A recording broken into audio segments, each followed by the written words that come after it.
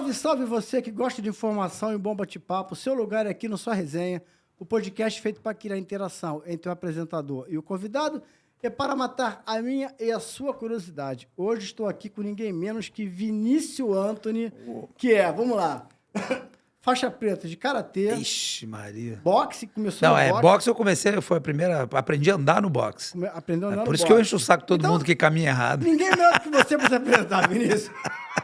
Então, a minha luta mãe, digamos assim, é o karatê, né? Onde eu me desenvolvi mais, onde eu competi bastante. Fui 22 vezes campeão brasileiro, fui bicampeão pan-americano e fui vice-campeão mundial numa época em que era algo inédito para o Brasil.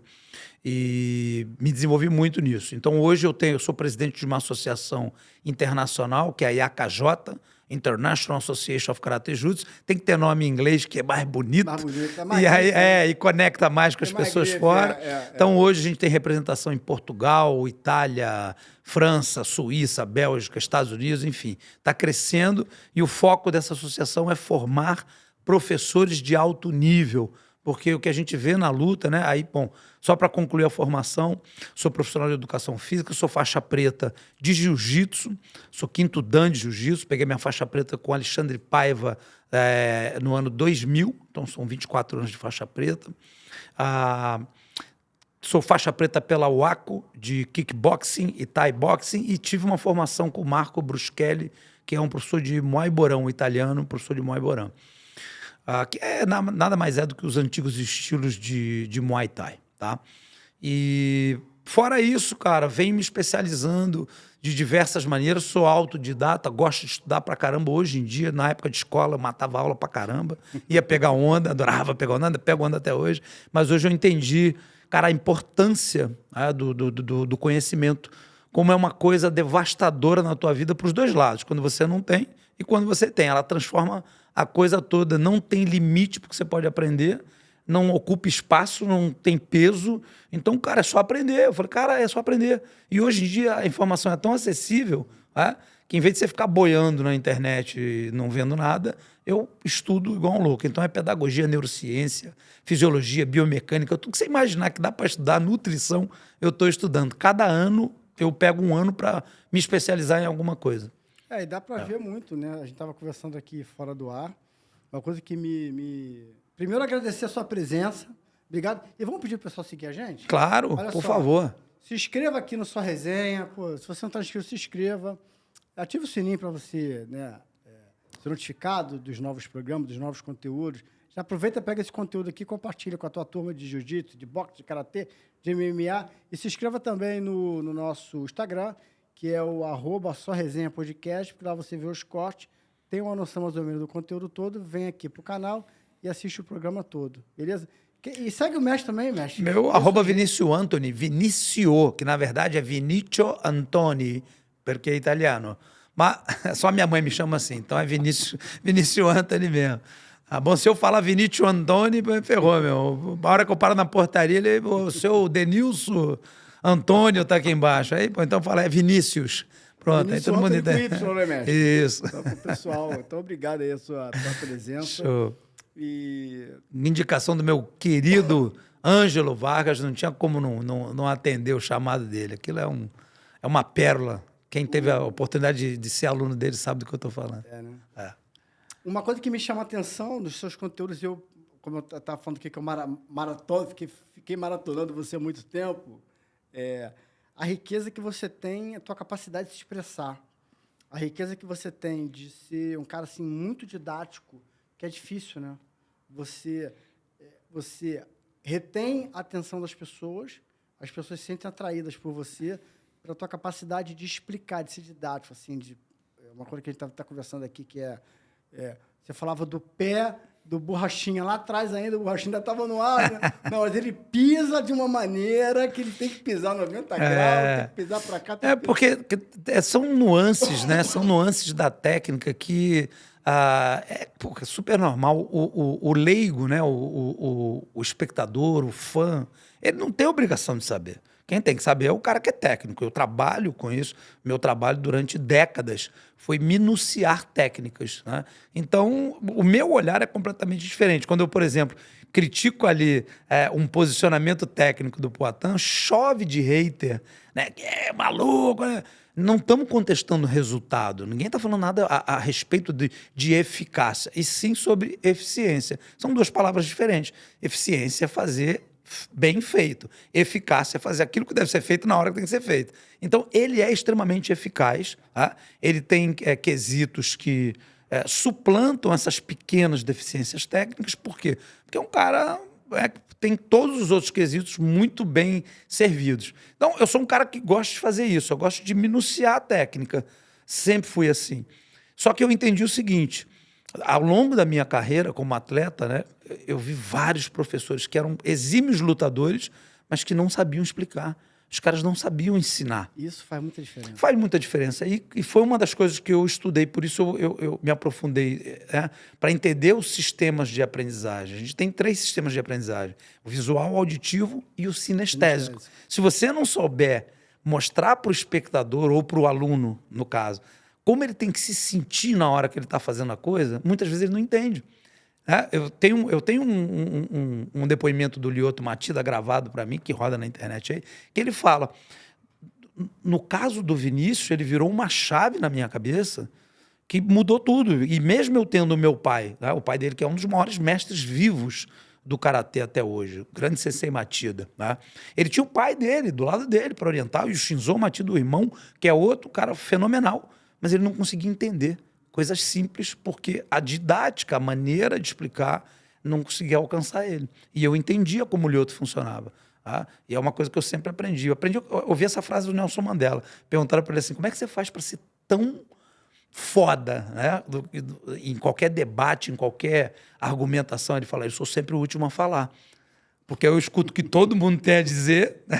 Eu entendo o que cada um quer, qual é a vaidade de um, qual é o desejo do outro, qual é a pinimba do outro, e depois eu vou contemporizando. Falei, cara, fantástico isso. Então eu sempre faço isso. Eu chego e passo 1, 2 dias meio que calado, ouvindo, para entender como é que esse cara funciona. Escutativa. Exatamente, também, né? isso, para ver se ele é um cara, né, visual, se ele é auditivo, se ele é sinestésico, se ele é um cara emocional, se ele é um cara que guarda, um cara que fala. Tudo isso faz muita diferença na hora de você... Você falou na neurociência, eu estudei PNL também. Programação também fiz 3 cursos de formação de PNL, adoro. Eu fiz 2. E ali se aprende muita questão esse mapeamento do outro. Tem esses 3 canais, né? Esse cara é sinestésico. Então exatamente. E em sinais você percebe. Exatamente. Qual é o ponto do linguagem corporal, microexpressões faciais, isso tudo conta pra caramba. Criar rapport, comunicar com ele através dessa linha. Exatamente. Faz isso o tempo todo, criar algum tipo de identificação, tá? Sempre trazer a história para um campo assim que ele se identifique. Pô, é isso mesmo, caramba. Tá? E eu sempre fiz muito isso. O meu trabalho acabo sempre caindo, né? As pessoas falam assim, pô, você fala sempre do Lyoto. Sim, quando é para falar de MMA, eu preciso falar do meu portfólio profissional.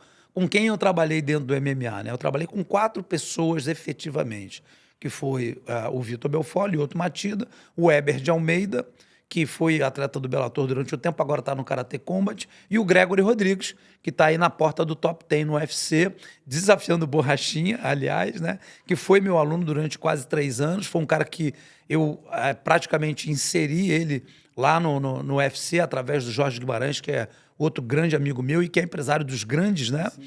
Então, eu levei... Tô convidando ele para vir aqui. Ah, legal. Ele é dificílio pra caramba, ele, tá? Ele tá nos Estados Unidos, é mais fácil chamar o Trump. Ele tá nos Estados Unidos, né? Ele respondeu assim para mim, claro, quando eu estiver no Rio, eu vou. Pô, deixa comigo, comigo. Só que você não vai saber nunca quando ele estiver no Rio. Eu te aviso, né? Falou assim, eu te aviso. Jair, te espero aqui, Jair. Pronto, aí. Já te botei na roubada, hein, Jair? Ele pô, irmão, nem fala, irmão. Pô, moca saia justa. Mas eu mandei pra ele responder. Ele não é muito chegado. Eu te amo, te aviso. Mas ele é um amor, cara. Teve uma época que eu tinha um programa de rádio que chamava-se o Blá do Mestre. Na verdade, o programa não era meu, eu nem lembro da emissora, mas é uma emissora que me contratou para fazer o Blá do Mestre. E aí eu convidei ele para ir, ele, surpreendendo, contra todas as probabilidades, ele foi. E foi muito legal. Ele é super generoso e é legal porque ele é um cara Cara, quem conhece o Joinha sabe que ele é um cara, assim, do mais alto quilate como ser humano, sabe? É um cara honesto, reto, é um cara, porra, easygoing pra caramba, entendeu? Então, é muito legal de conviver com ele. É assim, um cara que toda vez que ele tá no Rio, eu faço questão de... A gente almoça, toma um vinho e bota a resenha em dia. Vale a pena. Se ele puder vir aqui, vai ser bem legal. Imagina. E sabe tudo, né? Sabe tudo, O que né, você cara? quiser de história, meu irmão, do fundo do baú, ele sabe todas. Um programa é pouco com Até ele. as incontáveis, as que não podem ser ditas, Um entendeu? programa é pouco com ele. Mas enfim, sabe, Hilton, que eu estava te falando, eu me especializei nisso para poder me tornar um bom professor. E hoje as pessoas têm problema com venda, né? Eu vendo isso. Eu vendo isso na internet. Eu tenho um curso de formação de instrutores de arte marcial. Aí o cara fala assim, pô, mas vai formar na arte marcial em que sentido? Não é só técnica. A técnica é preciso conhecer ela, a minúcia, para poder entender realmente como é que ela funciona e poder explicar. Tá? Agora, é entender como se posicionar, é entender como criar autoridade, tá? É entender como falar, como se comunicar, como se expressar, como criar rapport, entender como o teu aluno pensa, qual é o sistema preferencial dele de aprendizagem. Isso tudo requer treinamento. O cara precisa de treinamento. Então, a gente não tem isso. Eu me tornei instrutor de artes marciais pelo mesmo canal que 99% dos professores se tornaram. Praticaram até o momento em que ficou bom e o professor falou assim, você consegue me substituir hoje? 1, 2, 10, daqui a pouco quando você vai ver se você está dando aula. Agora, você sempre foi, porque assim, a tua capacidade de liderar, de se expressar, de comunicar, de ser didático, é uma coisa, isso é nato. Tem da personalidade. Você sempre foi assim? Ou você percebeu que para eu me diferenciar dos outros e ter um espaço aqui nesse mercado, eu preciso de algo mais. Vamos ser corriqueiro aqui.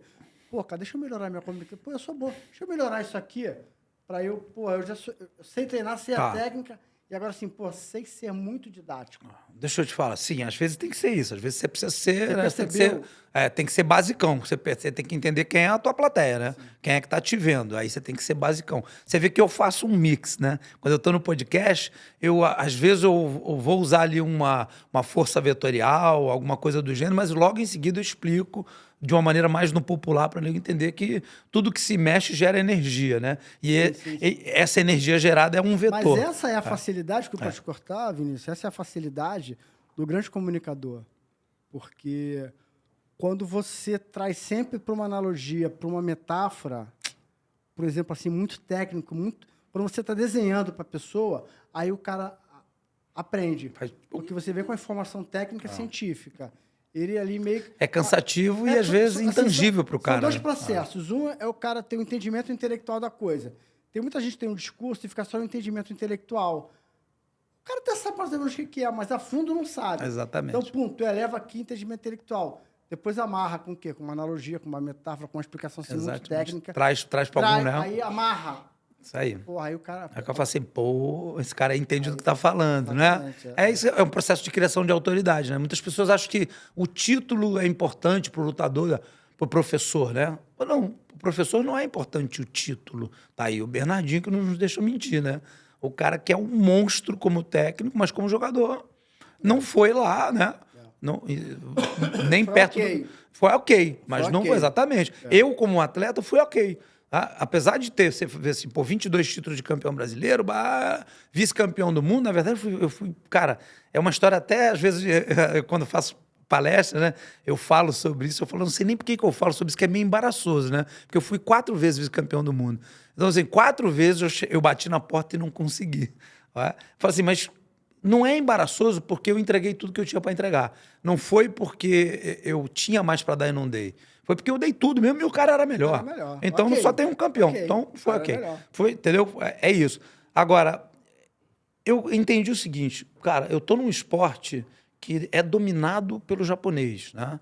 Ele é dominado por tem ali uma casta, né, de mestres que tomam conta da coisa. Hoje a gente chama até de mestre dos magos, às vezes, alguns. Porque são caras que não têm conhecimento científico nenhum, acadêmico nenhum. São os caras que no empirismo total e mesmo assim dentro da limitação própria. Falei assim, cara, daqui eu não consigo passar, eu nem quero passar, eu não preciso passar. Eu já estou no meu pedestal. E aí não passa. Né? E eu falei, cara, eu vou fazer diferente.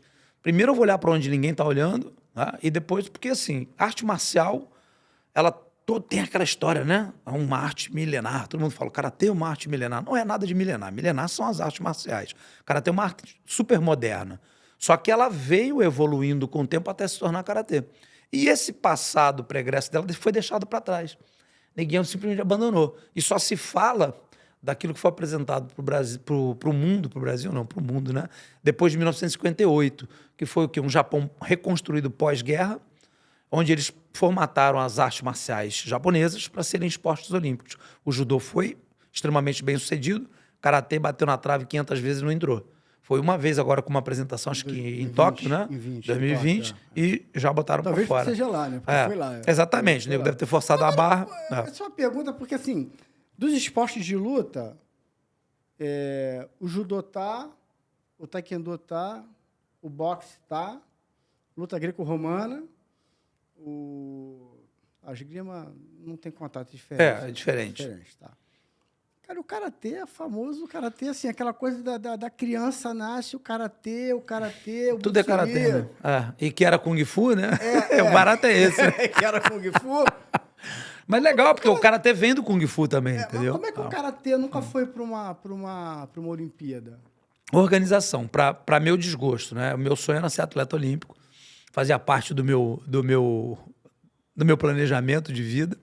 E em 1986, se eu não me engano, o karatê seria a apresentação em Seul. As Olimpíadas de Seul foi 86? 88, nas Olimpíadas de Seul.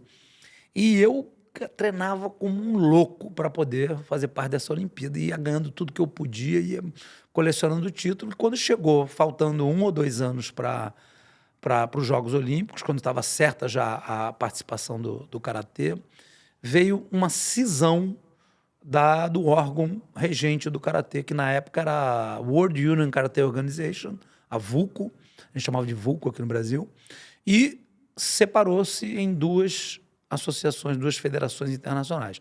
A ITKF, que era International Traditional Karate Federation, e a WKF, que é a World Karate Federation.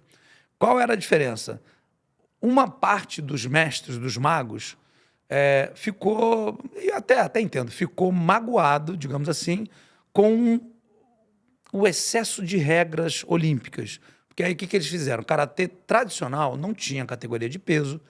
Eu lutava com caras de 100 e poucos quilos e tudo, porque não é uma luta de contato total, não é para nocautear, é para pontuar. Então, a força que o cara tem, eu vou suplantar ela com a minha velocidade, com a minha estratégia. A ideia é essa. Então, era o menor vencer o maior e tudo. Uma vez até que não era contato total. Quando é contato total, tem que ter categoria de peso. É muito difícil um Floyd Mayweather, por exemplo, ganhar do Mike Tyson no auge. 2 exímios boxeiros, mas a potência e a força do Mike Tyson vai acabar fazendo a diferença. A gente viu também, teve isso no jiu-jitsu, você que acompanhou, o Royler foi disputar com o Zé Mário, se não me engano. O Zé Mário passou o carro nele, amassou o Royler. Só que o Royler é extremamente técnico, diria até mais técnico do que o Zé Mário. Só que o Zé Mário é tão técnico quanto o Royler, só que extremamente mais forte, peso pesado. Então não tem conversa. Então essa turma aí do karatê tradicional ficou mordida, falou, não colocar luva, categoria de peso, só tocar, não sei o que, eles não quiseram, a gente não aceita assim. E aí fizeram uma cisão e saiu assim uma enormidade de academias, de federações, de países, desmembrando aí, né, criando essa dissidência. E aí o COI virou e falou assim, mas quem é que manda? Quem que vai? Não foi ninguém. Não foi ninguém. E aí eu lá atrás perdi a minha grande chance, que seria o meu auge, quando eu era garoto, tinha 20 anos ainda de idade, 21. E aí tive os meus títulos internacionais, campeonato pan-americano e mundiais, mas nunca tive, né? Se eu fui vice-campeão mundial 4 vezes, eu teria 4 medalhas de prata em Olimpíada. Olha que legal. Foi uma aversão ao karatê esportivo, é isso? Cara, foi a coisa das regras, né? Porque eu tinha aquele romantismo, e eu hoje posso falar isso com autoridade sobre isso, um romantismo de que o karatê era uma arte marcial poderosa, bababá. Cara, balela. Por quê? Porque, como eu te falei, tudo que foi ensinado pra gente desde 1958 eram formas de marcar ponto em competição. Porque, apesar de bater com força, de chutar com força, era uma luta extremamente restrita ao ponto. Então, ela girava em torno do ponto. Como é que marca ponto no karatê esportivo? Golpes em linha, chutes em linha, chutes semicirculares ou giratórios. Acabou. Você não tem mais opção. E aí um karatê que tem cotovelada, joelhada, clinch, golpes de impacto percussivo, circulares, semicirculares, de baixo para cima, de para baixo, giratórios, saltando, nada disso você pode usar. Por quê? Porque não pontua. E aí o que acontece? Já que não pontua, não treina. E aí os professores foram deixando de saber como ensinar as técnicas, e o karatê ficou uma luta extremamente unidimensional. É aquela luta que quando clincha e a meia para, acabou a luta. Só que isso não é a realidade de um combate. A gente vê até uma luta de boxe, que não pode agarrar, que tem um juiz que não deixa agarrar, que tem luvas que não te permitem agarrar. O cara passa metade da luta agarrado, né? Então, é da natureza do ser humano, quando se degladia, principalmente quem está levando desvantagem, agarra. Eu estou apanhando, eu não quero mais apanhar. Eu faço o que? Eu agarro o cara para ele parar de me bater. Então, faz parte da luta. E o karatê não tem isso. Então, o karatê é uma luta desmembrada, capenga mesmo. Tá? E aí foi nisso que eu trabalhei. Os últimos 20 anos, eu venho trabalhando em remontar o karatê. Eu fiz uma reconstrução do karatê. E aí lancei meu primeiro livro, que foi um divisor de águas na minha carreira, que é o Jutsu, a arte oculta no karatê, que hoje, se eu não me engano, vende em 80 países, né? O e-book, né? A versão em inglês, onde eu trago essa história aí, desde a origem do karatê até o karatê esportivo hoje em dia, meio que desmistificando um monte de coisa. Qual o mais famoso dele? Para mim, o mais famoso era o outro. Era o Black Então, o Black Belt Mind, ele é best-seller, né? Da Amazon. Então, hoje em dia, eu sou autor best-seller. Tem que tirar essa onda, né, meu irmão? Não sei até quando dura. Né? Você viu que eu dei até ajeitada aqui na camisa, que é pra sair melhor, é legítimo, né? Pô, é legal, né, cara? Porque, assim, eu comecei lá atrás, eu lembro disso, cara, como se fosse ontem. Pai, acho que você é instrutor de karatê. Ele falou, vai vender tomate na esquina, você sabe, né? Aí, hoje, aos 57 anos... Eu sou professor de karatê e não vendo tomate na esquina, vou bem, obrigado, porque eu resolvi inovar, eu tive coragem de fazer a coisa diferente, de olhar para o que todo mundo olhava e falar, tem mais coisas para compor isso, porque o karatê não nasceu assim, ele não nasceu como um jogo, né, de esportivo. Vamos olhar lá atrás? Eu comecei a cavucar e encontrei. O karatê é uma arte híbrida, né, que é quase que um MMA, isso é que é muito legal do karatê, as pessoas não sabem. Ele era praticamente um MMA, uma mistura do Kung Fu com Jiu-Jitsu, com o Torite, o Tegumi, que eram lutas que eram estilos de Jiu-Jitsu importados do Japão para Okinawa, o Kali das Filipinas, o Muay Boran, os estilos antigos de Muay Thai. Então, a gente encontra ramificação de todo lado. É muito legal isso. Aí, quando você dá aquela cavada, né, na etiologia mesmo do karatê, como é que foi peça a peça, e como é que a gente faz isso? Porque não tem nada escrito, né? A gente tem os katas. Já ouviu falar em kata? Sim. São aquelas formas, né, que o cara faz, aquelas coisas bonitas. Aquilo é como se fosse um idioma morto, que ninguém mais fala. Mas está ali, você vê ali escrito. Aí o que a gente tinha que fazer? Desmontar, fazer a mesma coisa que um historiador faz. Você procura os radicais dos idiomas que vieram daquele idioma morto e começa a entender como é que as palavras eram formadas. Então eu fiz o quê? Eu desmontei cada kata para entender o que cada postura poderia ser. E aí a gente vê hoje em dia, por exemplo, né, posturas, você pega um kata, tem lá uma postura assim, né? Aí o mestre dos magos, ele não sabe mais ensinar o que é isso. E aí o que ele diz? Aí um cara te deu um chute aqui e o outro te deu um soco aqui, você defende ao mesmo tempo um soco e um chute. Eu falei, porra, essa aula aí eu não aprendi não, meu irmão. 2 caras me batendo ao mesmo tempo, defendendo. E aí você analisa a técnica, e para isso é preciso fundamentação, conhecimento, treino. Tá? Você entende, é um Kataguruma, é uma técnica, ou um Teguruma, uma técnica de projeção que tem no judô, que você pega o cidadão pelos fundilhos, pela lapela e emborca ele de cabeça para baixo. Só que o kata é um sistema como se fosse criptografado. Imagina assim, o cara precisa de um conteúdo programático para treinar. Tá? Ele precisa de registro. Aí o cara não tem caderno, papel, caneta, telefone celular, não tem nada para registrar. Aí o cara tem a ideia do treinamento técnico, mas ele não tem como registrar aquilo. Ele faz uma coreografia criptografada, porque o adversário dele não poderia conhecer aquele tipo de técnica também, e um sistema de treinamento individual, porque não tinha academia. Onde é que eu vou treinar? Com quem que eu vou treinar? Então, o cara, a maior parte do treinamento, na antiguidade, era feito sozinho. Os caras tinham contato com o mestre durante o tempo, depois iam treinar sozinho. E aí, cada um recebia um kata para treinar. Mais ou menos 3 anos cada kata. Para o cara desenvolver as técnicas que tinham lá dentro. Só que hoje em dia, cara, isso não tem o menor significado. Não faz sentido o cara aprender o que está ali dentro, porque o kata é uma exibição esportiva. É o cara que faz mais rápido, mais forte, mais bonito, o cara que pula mais alto. Então, o nego abandonou isso no passado. E aí eu fui lá e cavei tudo de volta. Cavei tudo de volta, formatei. Em cima disso, criei um sistema pedagógico progressivo. Então, você tem uma grade curricular, o aluno sabe o que tem que aprender e quando ele tem que aprender, tem começo, meio e fim, com a faculdade. Você entra lá, tem toda a tua grade curricular. O professor sabe o que tem que ensinar e o aluno sabe o que tem que aprender. Porque o que mais acontece numa aula de arte marcial, e o professor que estiver me vendo agora vai saber disso, ele chega na frente, fala aí, turma, vamos lá, bom dia, vamos lá, então, ó, gira o pescoço. Enquanto ele está girando, o que eu vou dar hoje na aula? Puta que pariu, caralho, o que eu vou ensinar? Pô, ontem eu dei isso, dei aquilo, semana passada. Ah, tá bom, vamos embora dessa porra. E ele dá qualquer coisa. E aí o que acontece? A aula fica maçante, a aula fica repetitiva, a aula fica chata. Se ele pegar um faixa verde de karatê, bota uma faixa preta e põe na frente de uma outra turma que não conhece ele, fala, ó, puxa uma aula aí. Ele puxa. E o nego vai, ó.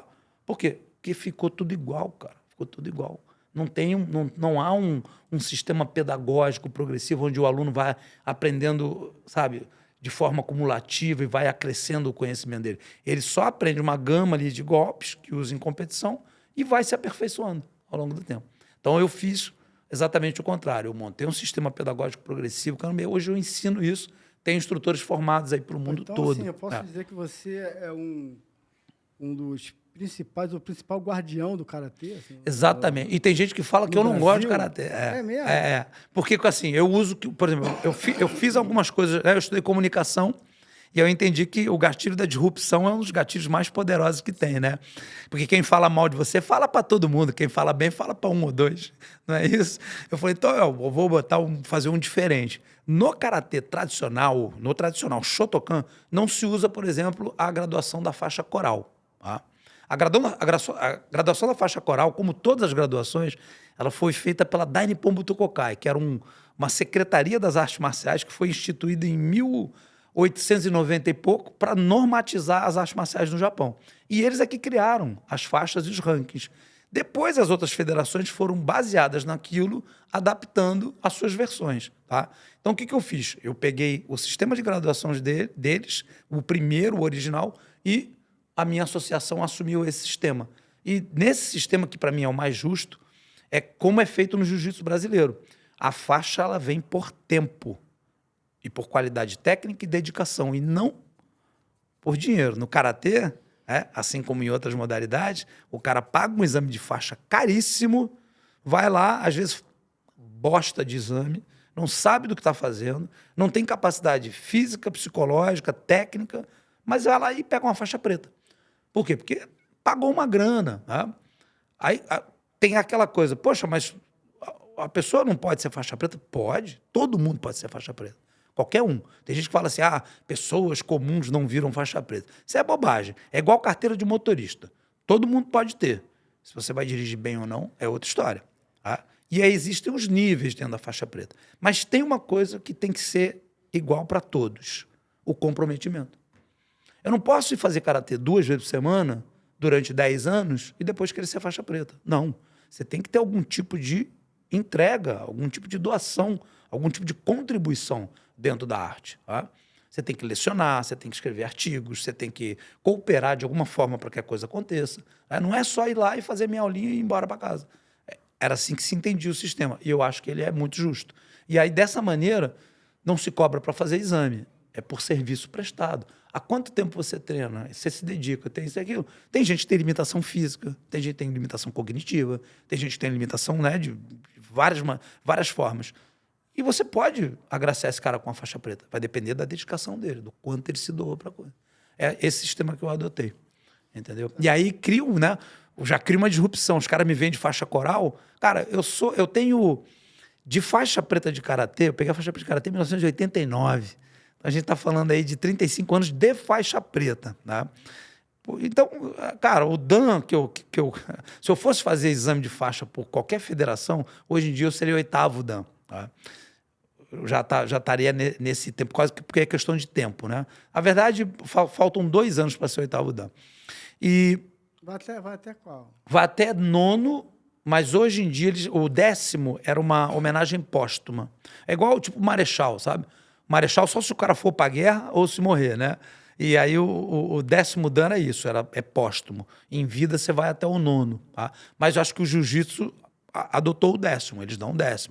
No karatê, 10º era póstumo. Agora começou-se a dar o 10º Dan também aí para pessoas vivas. Eu já vi de tudo, já vi até 12º Dan, tá? Eu não sei de onde é que saiu isso, mas eu já vi. Ô, Vinícius, a primeira... Vinicius.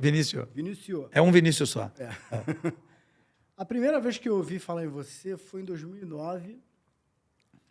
O Vitor Belfort estava voltando para o UFC. Pela 3ª vez. E foi lutar com o Rich Franklin. Mas ele estava no Affliction. Ia lutar com o Jorge Santiago, a luta caiu. Aí especulou-se até o Fedor. Eu não sei se foi... E ele topou. Ele topou, Apesar de toda a controvérsia que existe em volta do nome do Vitor, bicho, ele é um dos caras mais machos que eu já conheci. Ele panca na hora, ele panca. Ele tem, mas isso é inteligência emocional. Depois a gente pode até falar sobre isso. Não, vou querer falar. Mas ele é macho pra caralho. Eu nunca vi ele negar uma luta. Nunca vi ele negar uma luta. Ele fala assim, não, com esse cara eu não vou lutar, não. Nunca. Eu já vi nego correr. Correr mesmo. E só ser pego no laço. Ou dá ou desce, entendeu? Assim, vai ter que lutar, senão vai ser demitido. O cara, pô, então eu luto. E aí ele estava treinando e alguém falou assim... Cara, ele está treinando karatê com o Vinícius ontem. Foi que eu ouvi. Foi a primeira vez que eu vi o teu nome. Já tinha o Lioto? Eu não sei se não, o Lioto já tinha treinado comigo já. O Lioto já estava nas vésperas de ser campeão. Eu não sei se eu já conhecia o Lioto. Não sei se o Lioto já era famoso para nós. Né? Já estava na véspera de ser campeão do UFC. Ele foi campeão do UFC. Ele foi campeão em 2009. 2009. Claro, já era. Sim, inclusive ele teve uma resenha comigo depois. Pô, tu vai treinar esse cara aí? Eu falei, vou, por quê? Porque depois, porra, vai ensinar o karatê. O que tem? Tu não tá me pagando pra eu te ensinar? Não, ele tá, pô. Então, de vez em quando ele pagava. Era difícil, mas... Não, a gente vai lá. Aí o Vitor fecha com o UFC e vai lutar contra o Rich Franklin. E aquela luta ali, todo mundo falou que ele ficou com uma postura diferente, vai e volta, analisando com calma. Esperando para dar o bote. Meio Lioto, que tu não acha, fica ali, se eu estiver falando besteira... É isso mesmo. Que eu, diante de Vossa Excelência, aqui, com essa didática toda. Mas é isso mesmo. Mas ele ficou ali, era uma postura que a gente nunca viu o Vitor. O Vitor sempre foi um trator, né? Sim. Depois, mais velho, mas, porra, ele sempre foi explosivo e tal. Ele naquela postura, isso aí foi coisa do Vinícius ontem. Aquilo ali ajudou a duas coisas. Teve dedo teu naquela luta, naquela estratégia. Você fez o que? Sim, fiz tudo. Ele estava treinando comigo, inclusive, desde da época preparando para o Affliction, para o Jorge Santiago. A gente passou um bom tempo treinando junto. Só que nessa época, eu nunca quis ser, isso é uma coisa interessante, eu nunca teve nos meus planos ser treinador de MMA, tá? Isso tudo aconteceu bem de paraquedas na minha vida. O Vitor me procurou, falou, porra, mestrão Vinição, a gente se conhecia do Leblon, né? Eu passei a minha adolescência inteira no Leblon, o Vitor morava lá, a gente se conheceu lá, eu treinava jiu-jitsu na Nova União, com Toco, eu treinava com todo mundo, na verdade. Sérgio Reiser, Toco, com o Murilo Bustamante, já treinei com todo mundo que você imaginar, daquela galera da Leva, Fábio Gurgel, treinei com todos eles, não por muito tempo, mas tive algum tempo, treinei com o Dedé, e aí conheci o Vitor no Leblon, e ele me conhecia, né, como karateca, eu era relativamente famoso por conta dos resultados que eu tinha esportivo. E aí ele, vinha, garoto, moleque, né? O Vitor tem, acho que são uns 10 anos de diferença para mim. Eu com 21, 22, ele com 11, 12. Pô, mestre. Aí perguntava coisa, eu falava, esse moleque é chato pra caramba, pergunta pra caramba, né? Mas maneiro, porque ele era interessado, ele queria saber. Ele, me dá um exercício de alongamento, me dá um exercício. Como é que faz pra chutar? Como é que isso? Como é que dizem aquilo? Que ele nasceu pra ser atleta. Cara, ele é gênio. O Vitor é gênio, cara. É gênio. Não há o que falar qualquer disso. Esporte que ele fosse fazer, natação, qualquer coisa. A única competência, cara, que eu vou bater nessa tecla a vida inteira que falta pela inteligência emocional. É a única, cara. Se ele trabalhasse isso dentro dele, cara, de uma forma mais sincera, mais honesta, né? Porque não adianta o cara, vou fazer o treinamento de inteligência emocional, mas achando que já sabe tudo. Porque tem essa pegada, né? Porque tem coisas ali, tem gatilhos ali que se ele resolvesse, cara, ele tinha, na minha opinião, como treinador, ele tinha tudo para ser o maior de todos os tempos, entendeu? Estilo mesmo? John Jones da vida. É mesmo? Porque é um cara que ele tem a ferramenta, ele tem as ferramentas para fazer. A caixa de ferramentas dele é gigante. Ele é que, na hora do bloqueio, elas somem da mão, entendeu? Eu gosto muito de fazer essa analogia, né, cara? Para que as pessoas entendam. A gente tem 3 tipos de lutador. Imagina um mecânico que tem ali uma caixa de ferramenta completa, mas está tudo embolado ali dentro, jogado. Aí tem um outro que tem toda organizadinha, gaveta, seção, escadinha, etc. E tem um outro que tem a parede, tudo numerado e posicionado. Aí você fala pro cara, chave de boca 13, o cara dá... Porra, da caixa vai ter que tirar tudo. O outro, opa, peraí, essa gaveta aqui, puxa ali, pum, peguei. O outro faz assim, ó, pum, pega. Tá aqui, tá na mão, tá tudo disponível para ele. E o Vitor é esse cara no treino. O que você fala para ele faz, na hora. Você fala, faz isso, ele faz. Anda para cá, vai. Chuta agora. Perfeito. Mas na hora da luta, acho que o emocional, alguma coisa trava e ele... Entendeu? Quando as coisas vão bem, ele é um monstro. Quando as coisas não vão bem, ele trava. Que gatilho seria esse? Cara, isso é pessoal, a gente tem que cavar no cara para descobrir, entendeu? Isso é, por exemplo, com o Gregory eu consegui. Eu bati um papão, mas é uma coisa que a gente não se toca, porque é pessoal, então não vou falar. Né? Mas o próprio Gregory, ele tem alguns depoimentos dele falando assim, o que o Vinícius fez comigo foi muito importante. Ele alinhou a minha mente com o meu corpo, com a minha técnica, porque eu estava desalinhado. E estava mesmo. Ele precisava ressignificar alguma coisa na vida dele em relação à luta. Quando a gente encontrou, isso é um trabalho, cara, que dá trabalho, literalmente, é uma coisa mais minuciosa, não é rápida. São vários bate-papos, várias imersões. E eu o Gregory esteve comigo durante 3 anos, e eu tive o privilégio de estar com ele em 2 camps do Lyoto. E esses momentos foram muito importantes para a gente, por quê? Porque eu passava muito mais tempo com o Gregory do que com o Lyoto. O Lyoto, a gente tinha o nosso tempo de treino, a gente ficava na mesma casa o dia inteiro, mas o Lyoto era um cara que ia dormir, ia para o quarto, era mais recluso. O Gregory ficava comigo, cozinhando, limpando, arrumando, na resenha o tempo todo. Aí a gente ia malhar, na hora que eu ia malhar, que eu tinha o meu horário de lazer, eu ia malhar, e o Gregory ia comigo, a gente ficava na resenha. Então, foi um momento que eu consegui. Vocês se aproximaram ali. Isso. E no final de semana, eu liberava o Lyoto, depois do treino da manhã do sábado, ele ia embora. Aí ficava eu e o Gregory sozinho na casa no final de semana.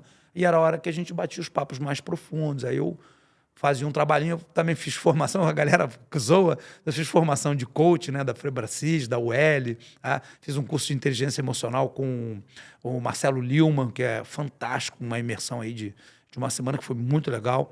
Então, eu uso isso tudo, eu uso todas essas ferramentas para poder ver como é que eu vou tirar o melhor do lutador, entendeu?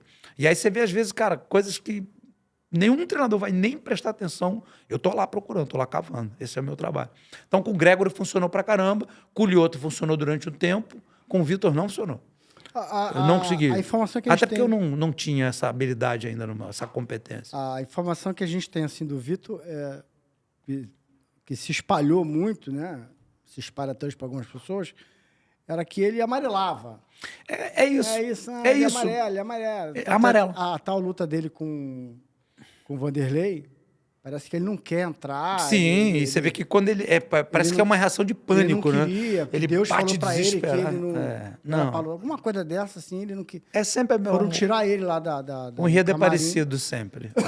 Ele sempre, algumas horas antes da luta, que cai a ficha, eu vou ter que lutar, entendeu? Ferrou. Aí ele panca. Não sei porquê, não sei de onde veio isso, né? Em qual momento isso aconteceu. Eu não vi as primeiras lutas dele. A minha impressão, observando de fora, eu posso estar redondamente enganado, mas a minha impressão, tá? Como uma pessoa que gosta de observar e ver comportamentos, ele era até o Randy Couture, a primeira luta. Ele se sentia invencível, no discurso, inclusive. Eu lembro que quando ele foi para os Estados Unidos, no dia que ele foi para os Estados Unidos, eu encontrei com ele. Ele, Vinição, mestrão, obrigado por tudo. Tô indo para os Estados Unidos, tô indo com o Carson para lá, não sei o que lá. Ele era um garotão de 17 anos, pesava 78 quilos. Esbelto, slim, um menino bonito. Boa pinta. Boa pinta, cara. Um moleque bonito. Cara, eu encontrei ele 2, 3 anos depois com 116 quilos, com um queixo desse tamanho, os dentes separados. Qual é a definição? Eu falei, caralho, meu irmão, tu virou fisiculturista? Não, meu irmão, os caras são grandes pra caralho, tu já viu o Mark Quieto, já viu os caras... Pô, tem que... Eu falei, não, cara, é só tu ser melhor do que eles, não tem que ser ficar maior do que os caras, não. Não, não é assim, não. Bom, mas o discurso dele é, ninguém me pega, não dá pra ninguém, eu mato todo mundo, isso, aquilo. Tem um excesso de autoconfiança, Pois é. Aí caiu barra arrogância nele? Tinha. Na época tinha pra caralho. E aí pegou um Randy Couture pela frente, que era considerado velho, né? Porque começou no MMA com 35, se eu não me engano. Era um wrestler. Tava né? chegando, mais All ou menos. American, chegando. Aí nego, o Coroa, vou atropelar o Coroa. Nessa época, ele mais namorava do que treinava, o Vitor, e falava, deixa que eu sei o que eu tô fazendo. Levantava peso pra caramba, bomba pra caceta, pá. Foi lá, o Coroa controlou, dominou, ele abriu o bico, o Coroa bateu nele até não dar mais. E aí, a partir dali, acho que ele passou a ver que ele era vencível, né? Eu não sou invencível, alguém consegue me dar uma surra. E se você reparar, todas as Ele lutas... não tá, assim, na cabeça dele, a história dele não estava preparado para isso. Pois é. É como se tivessem contado uma história para ele que isso não acontecia. Ele acreditou que isso jamais ia acontecer, só que ia ninguém ter coisa podia... boa, E ele acreditava nisso. Só que ele tomou... Aí E aí você vê que de lá pra cá é isso. Ou o Vitor ganha por nocaute, ou ele é surrado ou nocauteado. Você nunca viu o Vitor dar uma surra em alguém de 3 rounds, por exemplo. Você nunca viu. Nunca vai ver, porque não é o estilo dele. Ele é aquele cara do tudo ou nada. Ele é o lutador de um tiro. Ele dá um tiro... Funcionou, ele é um monstro. Não funcionou, ele... Até surpreendeu a luta dele no UFC Rio 2, foi em janeiro, o Anthony Johnson. Que ele finaliza. que ele finaliza. Ele finaliza. Foi uma briga boa. Mas você vê, ele não surra ninguém. Não dá, foi se pau a perdeu, pau né? até ele... ele foi pau a pau. O boxe dele é muito melhor do que o Anthony Johnson. Aí o boxe do Vitor é primoroso. Eu queria ver a revanche dele com o Anderson. Ia ser legal. Eu queria. Ia ser legal.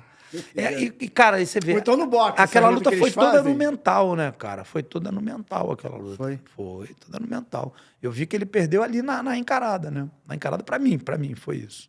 Entendeu? Ele perdeu ali na encarada. E também teve uma hora que ele se sentiu, durante a luta, se sentiu confiante. E pensou. Aí a gente até conversou depois e ele falou, pô, qual é, mestrão? Tá virando esotérico agora também? O cara falou, eu tô te imitando. Aquele Você caso falou lá da mãe de A Ná. gente vai voltar nele, mas você falou essa luta foi um divisor de águas na cabeça dele, e a gente falou sobre isso. Pessoas que, de repente, contam uma história para ele, você não acredita que pode acontecer nada de ruim. Com a Ronda, acho que aconteceu a mesma coisa, né? Cara, com um monte de gente. Perdeu O próprio Lioto. e- O Lioto foi campeão invicto. A Ronda Ninguém botou a mão nele. perde mais, aí abandona. A Ronda Rousey hoje é o telecat, como é que é? O WWE? Pô, é telecat. Foi pra lá. Mas isso acontece com muita gente. Pedro Rizzo. Por ele isso... admite que a luta com o Randy Couture também foi um divisor de água para ele. Porque isso quebra. É uma coisa ali que o cara que não tem... E é por isso que eu acredito que o Gregory tem tudo para ser campeão. O Gregory Rodrigues tem tudo para ser campeão do UFC. Ele tem as ferramentas. Se você estiver me ouvindo aí, meu filho, acredita em mim, você sabe que eu falo sempre para você. Por quê? Porque ele já foi derrotado, ele já foi nocauteado, ele já foi... E ele volta.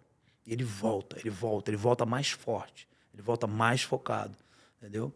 E, cara... É isso. Mas agora tem uma coisa também diferente. Por exemplo, Anderson Silva foi campeão e já tinha derrota na carreira. Tinha derrota, já tinha sido derrotado. Nunca tinha sido nocauteado, mas já tinha sido finalizado, já tinha sido derrotado por pontos, enfim. Os grandes, como assim, Renan Barão. Lembra do Renan Barão? Porra, campeãozão, batendo todo mundo. Pum! Tidei de Lachó acabou com a carreira dele. Ele dali foi... Dizem também que era o suco verde, né? Que a loja onde ele tomava que não tinha mais, não podia mais, não vendia mais. Aí eu já estou botando polêmica no ar. Depois, você quer ver uma coisa? Eu já falei isso e repito. Eu não posso, claro que eu não posso afirmar fulano tomou, ciclano tomou... Mas de todo mundo que eu conheci dentro do MMA, tem 2 tipos de atleta em relação a doping. Os que usam e os que nunca foram pegos no doping. Eu nunca vi outro. O cara que, esse cara não usa nada. Eu nunca vi. Nada, nunca vi. sempre tem algum suquinho verde diferente ali para ajudar. Tá? E eu não sou contra, não. Acho que tinha que ter uma categoria diferente.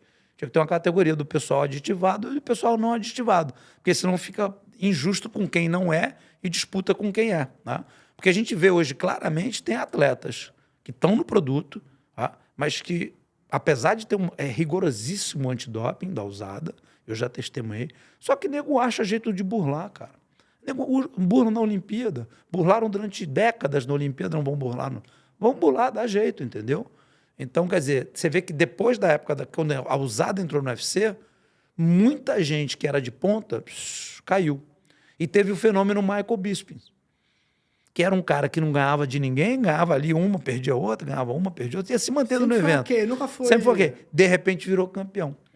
Por quê? Porque a maior galera que ele não chegava nos caras, todo mundo aditivado, e ele não era. Ele foi um cara que passou. Hoje em dia ele é. Você já viu hoje a diferença do Michael Bisping para a época de competidor? Ele, quando era competidor, tinha um corpinho de jogador de baralho. Hoje em dia ele mal cabe no terno. Porque ele está na reposição hormonal. Igual a mim, eu também estou. Então eu não sou contra, não. Pelo contrário, a ciência está aí para isso. Tá? Agora, tem muitos atletas que dependiam disso para lutar. Tá? E depositavam a confiança deles A gente nisso. está falando... Tá? Está falando da decadência, né? Depois de um certo ponto. E o Vitor foi um caso desse, né? Porque ele pega ali uma fase de 2010, 11, 12, que ele vence o Bisping. Sim, o Akiyama, Bisping. Foi a melhor carreira dele. Foi a época que a gente estava junto. O Dan Henderson. Tava comigo. Eu tava no corner dele nessa luta. Tava. Eu fiz a estratégia. Uma estratégia simples que ninguém acreditou. Eu falei, meu irmão, vai nocautear no primeiro round com o chute. Aí ele, não é possível. Eu falei, cara, tu vai ver. O Dan Henderson, como todo wrestler, ele não sabe andar. Ele anda nos calcanhares. Por quê? Porque o wrestler tem que andar nos calcanhares, com aquele apoio tripodal, meio que fazendo uma base mais firme, que é para poder ter alavanca para entrar em queda, etc. Tal. O lutador, o striker, ele precisa flutuar no chão. Ele precisa cortar ângulo, ele precisa girar, fazer pivô. Se ele pisar no calcanhar, ele está morto.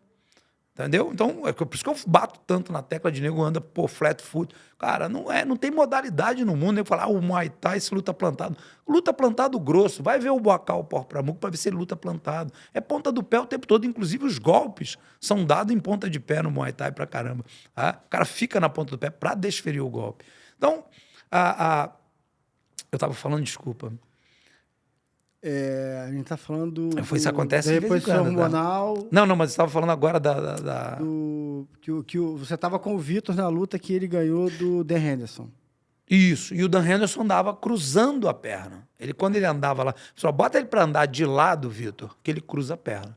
O boxer, o lutador, o striker, ele sabe que ele não pode cruzar a perna, ele desliza. Ele só cruza a perna para chamar o cara para um golpe giratório ou alguma outra coisa. Cruzar na caminhada, nunca. Tá? Já o wrestler faz isso o tempo todo. Ele cruza o tempo todo, até porque ele entra em queda de perna cruzada às vezes. Então, é diferente, é um caminhar diferente. E não adianta, cara. Aquilo que você fez durante décadas, que você foi All-American, automatizado. Fica ali, na hora que você tá na adrenalina, você bota o cara para andar para lá dele e cruza a perna. Eu falo, e a hora que o cara cruza, a gente sabe que no cruzar você perde reflexo defensivo. Pode chutar na cabeça dele que ele vai tomar. Aí o Vitor foi para um lado, foi para o outro, e eu, agora. Foi umas 20 vezes que ele demorou. Cara, quando foi no tempo, se olhar essa luta, se você tiver curiosidade, vai lá dar uma olhada. É um chute na cabeça. Plau! Aí o Dan Henderson cai, ele vai dar 2 bombas do Anderson. Vira o olho, o juiz está em cima e para. Se o juiz não tivesse em cima e não visse, a luta continuava. E a história podia ser outra. Porque o Dan Henderson apagou e acordou. Ele só deu, né? Ele deu um reset rapidinho e apagou. Mas o juiz interviu. Foi uma vitória rápida e limpa. Foi a primeira ou a segunda? Essa foi a segunda. Na verdade, foi a terceira, porque ele perdeu uma pro Dan Henderson no Pride. Isso. Tomou um golpe, um soco giratório na cabeça. Em 2 anos seguidos, 2 anos ele luta 2 vezes com luta com ele em Jaraguá do Sul, depois em São Paulo. Em São Paulo eu estava com ele no corner. Foram os 2 corners que eu fiz. Eu nunca quis fazer corner. Eu só fiz corner primeiro para promover meu livro, que foi quando eu fui com ele, com o Dan Henderson. Eu tinha acabado de lançar o Jutsu, a arte oculta no Karatê. Eu sabia que ia trazer visibilidade, porque essa era o meu chamado, digamos assim, voltar a ser escritor. E depois com o Lyoto, por uma questão É meio viadagem isso, mas é questão kármica. É meio kármico. Porque, assim, o pai dele foi um cara importante Antes de você na minha falar, vida. Lio, o Vitor te pagou, não? Afinal, Não pagou. Cara, mas eu vou falar, olha só. Tem gente que... você fala mal do Vitor, de jeito nenhum, não tô falando mal nenhum, não. Era o posicionamento dele que a grande... assim, não vou dizer 100%, mas quase todo mundo que trabalhou com ele conhece e não concorda. O Vitor acha que trabalhar para ele é o pagamento. Entendeu? Ele não consegue entender. Esse cara é um profissional da mais alta qualidade, está me dando assistência e o preço dele é o dele. Se está caro ou barato, eu vou decidir. Tá? Ou seja, assim, não tem caro. Eu acredito nisso. Não existe nada caro desde que te atenda. Se eu estou treinando você e te levando para uma condição que você quer e te trazendo os resultados que você deseja, não tem caro. Tá? Um cara, por isso que o Lioto me pagava $30 mil por luta. Coisa que não se paga para treinador. Por quê? Porque ele entendeu. No momento em que ele falou, cara, esse cara está trazendo para mim o que eu preciso e me botando de volta no circuito de vitórias. Então, $30 mil está barato. O cara ganha $1 milhão. Sim. Eu fui burro de não ter pedido 10% da bolsa. Tá? Mas tudo bem. Porque a ideia não era ganhar dinheiro. Inclusive, as pessoas não sabem, a primeira luta do Lioto eu não cobrei absolutamente nada. Eu treinei ele, viajei, fiz o diabo a quatro, sem cobrar um tostão. Porque foi o que eu havia prometido para ele. Ele falou, ó, teu pai me ajudou pra caramba na minha carreira, eu vou te ajudar também. Você tá perdendo, eu sei porque você tá perdendo, vamos corrigir isso e vai dar certo. E aí os haters de plantão, né, que ficam, esse cara quer corrigir a caminhada de todo mundo. Foi um detalhe no caminhar do Lioto que tirou ele da condição de 3 derrotas consecutivas para 4 vitórias consecutivas depois. Tá? E as pessoas não sabem o que foi. Tá? E foi um detalhe de caminhada. É porque o cara tem que entender de biomecânica, né, cara? Não adianta. Aí você explicar, Foi em que período ali? você explicar isso para o leigo, né? O Lioto tinha perdido sequencialmente, né? Pro o Romero, depois pro Luke Rockhold, e aí ficou 1 ano e meio afastado porque caiu no doping, tá? E aí voltou contra o Derek Brunson, que era um lutador classe C, digamos assim, C+. Não era nem B. E o Lioto foi nocauteado no primeiro round, nos primeiros minutos da luta. Foi nocauteado. Por quê? Por um erro de caminhada. Por caminhar dentro da distância de um jeito errado. Aí fui ali corrigir aquilo. Aí dali para frente foram 4 vitórias consecutivas. Aí o pessoal, acho que foi você. Claro, eu tenho certeza. Você, é prepotência. Não é prepotência, é arrogância. Arrogar é tomar para si aquilo que é seu. Estou tomando para mim o que é meu. Eu peguei um cara que vinha de 3 derrotas, dei 4 vitórias para ele. Eu fui embora, foram 5 derrotas. Ele nunca mais venceu, antes e depois de mim. Então, quer dizer, o trabalho que a gente estava fazendo estava dando certo. Estava dando certo. É legalzinho? É politicamente correto falar assim? Não, não é. Mas é um fato, porra. É um fato. Eu implantei um sistema de treinamento que para ele estava funcionando. E, Hilton, muito mais mental do que físico. Físico também pra caramba, porque eu fazia, inclusive, a preparação física dele. É mesmo? Eu fazia toda a planificação, eu era o head coach mesmo. Eu era barba, cabelo e bigode. Planificação de treinamento físico, né, a periodização toda. Fazia o treinamento estratégico junto com o Shinzo, tá? E fazia até o aconselhamento alimentar dele, eu fazia. Aí levei, claro que eu não sou formado em nutrição, estudo pra caramba, mas não meto a mão em nada. Aí levei o Dr. Daniel Rosa, que é um nutrólogo, um cara fantástico, especialista em medicina esportiva, faixa preta de jiu-jitsu, de karatê, e foi um cara que deu uma super assistência para eu poder orientar ele nesse sentido. E a gente mexeu na alimentação. Detalhes, cara, que eu falo para você, que mudam o jogo sem neguinho saber. Por exemplo, comer carne antes de dormir. Nego, comi carne a vida inteira, nunca atrapalhou nada. Beleza, não tem problema nenhum, nunca atrapalhou nada. Você foi campeão comendo carne, tá? Tira a carne, experimenta para você ver o que vai acontecer com você no dia seguinte. Muda a concentração, o foco, capacidade reativa, força explosiva, dolorido no corpo diminui. Por quê? Porque você diminui um processo inflamatório que se perpetua durante o teu sono. Porque a digestão da carne ela é muito mais lenta e quando você dorme, mais lenta ainda. Você fica num processo inflamatório. O ideal é não comer de noite. O ideal é não comer de noite. Eu não como à noite, eu só tomo café e janto. Isso é minha maneira de... Tomo café e almoço. É minha maneira, meu protocolo alimentar hoje é esse. Como 2 vezes por dia. Tá?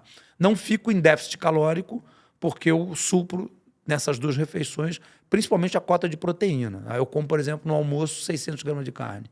Eu pego 2 bifão daquele de chorizo ou de ribeye steak, todo dia. Mando para dentro. Mas, enfim, à noite, Nunca, via de regra, nunca. Acorda de manhã, bicho, novo, sem dor articular, porra, inteiro para fazer o que você tem que fazer, a cabeça a 1000 por hora, entendeu? E faço as primeiras atividades todas em jejum. A hora que eu ensinei isso pro Lyoto, cara, puta, faz até hoje. E por que você fez 4 lutas, ele ligou 4, e por que você parou? Porque ele perdeu a quinta porque ele não quis fazer o que eu mandei. Eu falo isso pra ele, assim, ó, eu não posso lutar por ele. Mas você tava com ele? Tava com ele e, assim, fui negligente, fui um bosta como técnico, tá? Não tem justificativa. Tava de saco cheio, cansado, atravessando uma fase ruim no casamento, porque eu vivia nos Estados Unidos, tá? Passava, porra, em um ano eram 3 lutas, e eu ficava, em média, 6 semanas nos Estados Unidos. Tinha um ônus aí. 3 vezes por ano. Hora, né? 3 vezes por ano, entendeu? Eu passava, porra, 6 meses praticamente nos Estados Unidos, entendeu? Durante quase 3 anos. Então, cara, chegou uma hora que eu... E isso foi um progressivo. Quando a gente foi lutar, a gente fez a luta com o Rafael Carvalho, no Bellator, ele, porra, entregou um lutaço. Porra, saiu na porrada, brigou com o nariz quebrado, desde o primeiro round. Aí, quando eu cheguei para a próxima luta, para o Chael Sonnen, eu já estava começando a ter problema já no casamento, já cheguei lá meio... Aí eu dou de cara com ele, com o Shizu, ó, a gente quer conversar com você, o quê? Não, a gente acha que o treinamento está muito forte, o Lyoto está cansado, ele não está gostando disso, não está gostando daquilo. Aí eu peguei um quadro, desenhei toda a curva de treinamento, botei todos os parâmetros. Falei, vocês estão entendendo o que está escrito aqui? Eu falei, não, foi tão... Se fudeu, os dois vão treinar, porra, não fode. Aí, bom, aí começou já um clima de animosidade, né? Aí eu falei, cara, olha só, Lyoto, entenda isso. Cara, você precisa disso, você precisa desse tipo de treino, tá? Muito mais o confinamento que eu fazia, que era o que ele não quis mais, e que foi o que degringolou tudo, porque é para você acreditar que é possível. Eu contei uma história para ele, quando a gente se encontrou, e ele acreditou na história. Eu falei, eu vou te tornar campeão de novo. E aí você encerra a tua carreira. Fechou? Fechou. Demos a mão. Cara, eu te juro por Deus. E a gente tem isso gravado, né? Isso aqui é o mais legal. Se quem quiser, o fã que for mais, gosta de investigar, vai procurar. Na luta dele com o Vitor Belfort, eu dei entrevista pro Combate, pro canal Combate, aí perguntaram, como é que vai ser? Eu falei, vai ser vitória com chute na cabeça no segundo round. Aí os caras, pô, mestre, você agora é mãe de Neymar? Eu falei, não, eu sei que vai ser assim. A gente treinou para isso. Não deu outra. Foi lá, vitória dessa maneira. Eu antes... E o Lyoto pode confirmar isso. Tá? Basta ser um pouco honesto. Antes, eu falei para ele, ó, você vai ganhar essa luta com chute na cabeça, vai ser nocaute da noite. Você vai ganhar o bônus de nocaute da noite. E eu quero que você entre nessa porra dessa loja que a gente está aqui e compre esse carro que você quer comprar. Porque ele falou para mim, pô, eu queria tanto esse carro aqui. Eu falei, ó, quanto é que é esse carro? 40 mil dólares. Você vai comprar. Você vai ganhar 50 mil dólares de bônus. Aí ele, porra. Aí ele, você... Não, cara, isso é PNL. Eu contava histórias para ele que ele acreditava. Por quê? Eu tinha uma ascendência sobre o Lyoto. O Lyoto me viu competir. O Lyoto sentou na beira do tatame para me olhar ganhando, atropelando os outros. E ele vinha, pô, como é que você faz isso? Como é que você fez aquilo? Eu era meio que... Foi um ídolo. Eu era meio que... ídolo dele, então eu né? tinha ascendência sobre ele. Eu falava, ó... Teve campeonatos de eu chegar para ele e falar assim, ó, esse cara que vai lutar com você vai fazer isso. A hora que ele fizer isso, você faz assim, faz assim. Ele ia lá e ganhava. Ele, porra...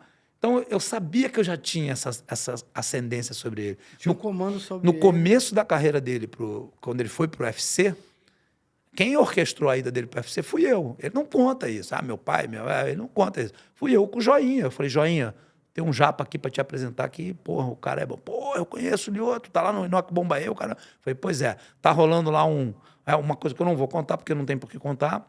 Ele descobriu, e aí eu tô influenciando ele para vir para cá. Ele veio, ficou na minha casa, treinou comigo, e apresentei ele pro Joinha. O Joinha encaminhou ele para o UFC. Nas 2 primeiras lutas que ele fez, ele veio ao Rio de Janeiro treinar na Black House, que na época era do Joinha, ele era um dos sócios, e treinou comigo, e lutou com o Sam Hogan e com o David Hitz, se eu não me engano. Ele treinou, não fui coach, não fui treinador dele, nem nada, mas treinou comigo algumas coisas estratégicas para usar nessas lutas. Tá? Depois a gente nunca mais se viu, só fomos nos ver quando eu estava treinando o Vitor, e aí ele até brigou, porque... Como é que foi essa história? Essa história foi engraçada. E a gente não se viu há um tempão, e eu gosto de pensar que nós éramos amigos mesmo. E eu gostava de receber ele na minha casa quando ele vinha ao Rio. Ele vinha quando era garoto. Quando ele veio para aprender MMA, para a primeira vez na vida, o pai dele ligou para mim. Aí falou assim, Vinícius, você é filho da puta, levando o filho para mau caminho. Eu falei, não, CC, porra, menino é talentoso, cara, e ele quer, deixa ele vir. Não, mas você tem que cuidar dele. Eu falei, pode ficar tranquilo, eu vou cuidar dele. Ele, porque eu não gosto disso não, isso não é esporte, isso é violência, né? Eu falei, não, CC, se ele for talentoso do jeito que eu acho que ele é, esse menino vai longe. E aí, orientei, apresentamos a todo mundo. Eu e Eduardo Santos, que era um amigo meu na época, que era presidente da Federação do Rio de Janeiro de Karatê, a gente levou ele para tudo que é lugar, para treinar, para não sei o que lá. Pra você ter ideia, a BTT não aceitou o Lyoto, não quis que ele treinasse. Acho que foi até o Murilo que negou, não me lembro se foi o Murilo, que estava no dia, a gente levou ele lá, não, aqui não pode treinar não. Aí ele foi, o Della Riva aceitou, não sei, a gente falou que ele era um karateca, que ia começar a treinar, mas não, aqui não. Aí não aceitou, eu não me lembro o motivo. Aí fomos no Della Riva treinou com os meninos lá, inclusive ele acabou se tornando faixa preta do Della Riva, né?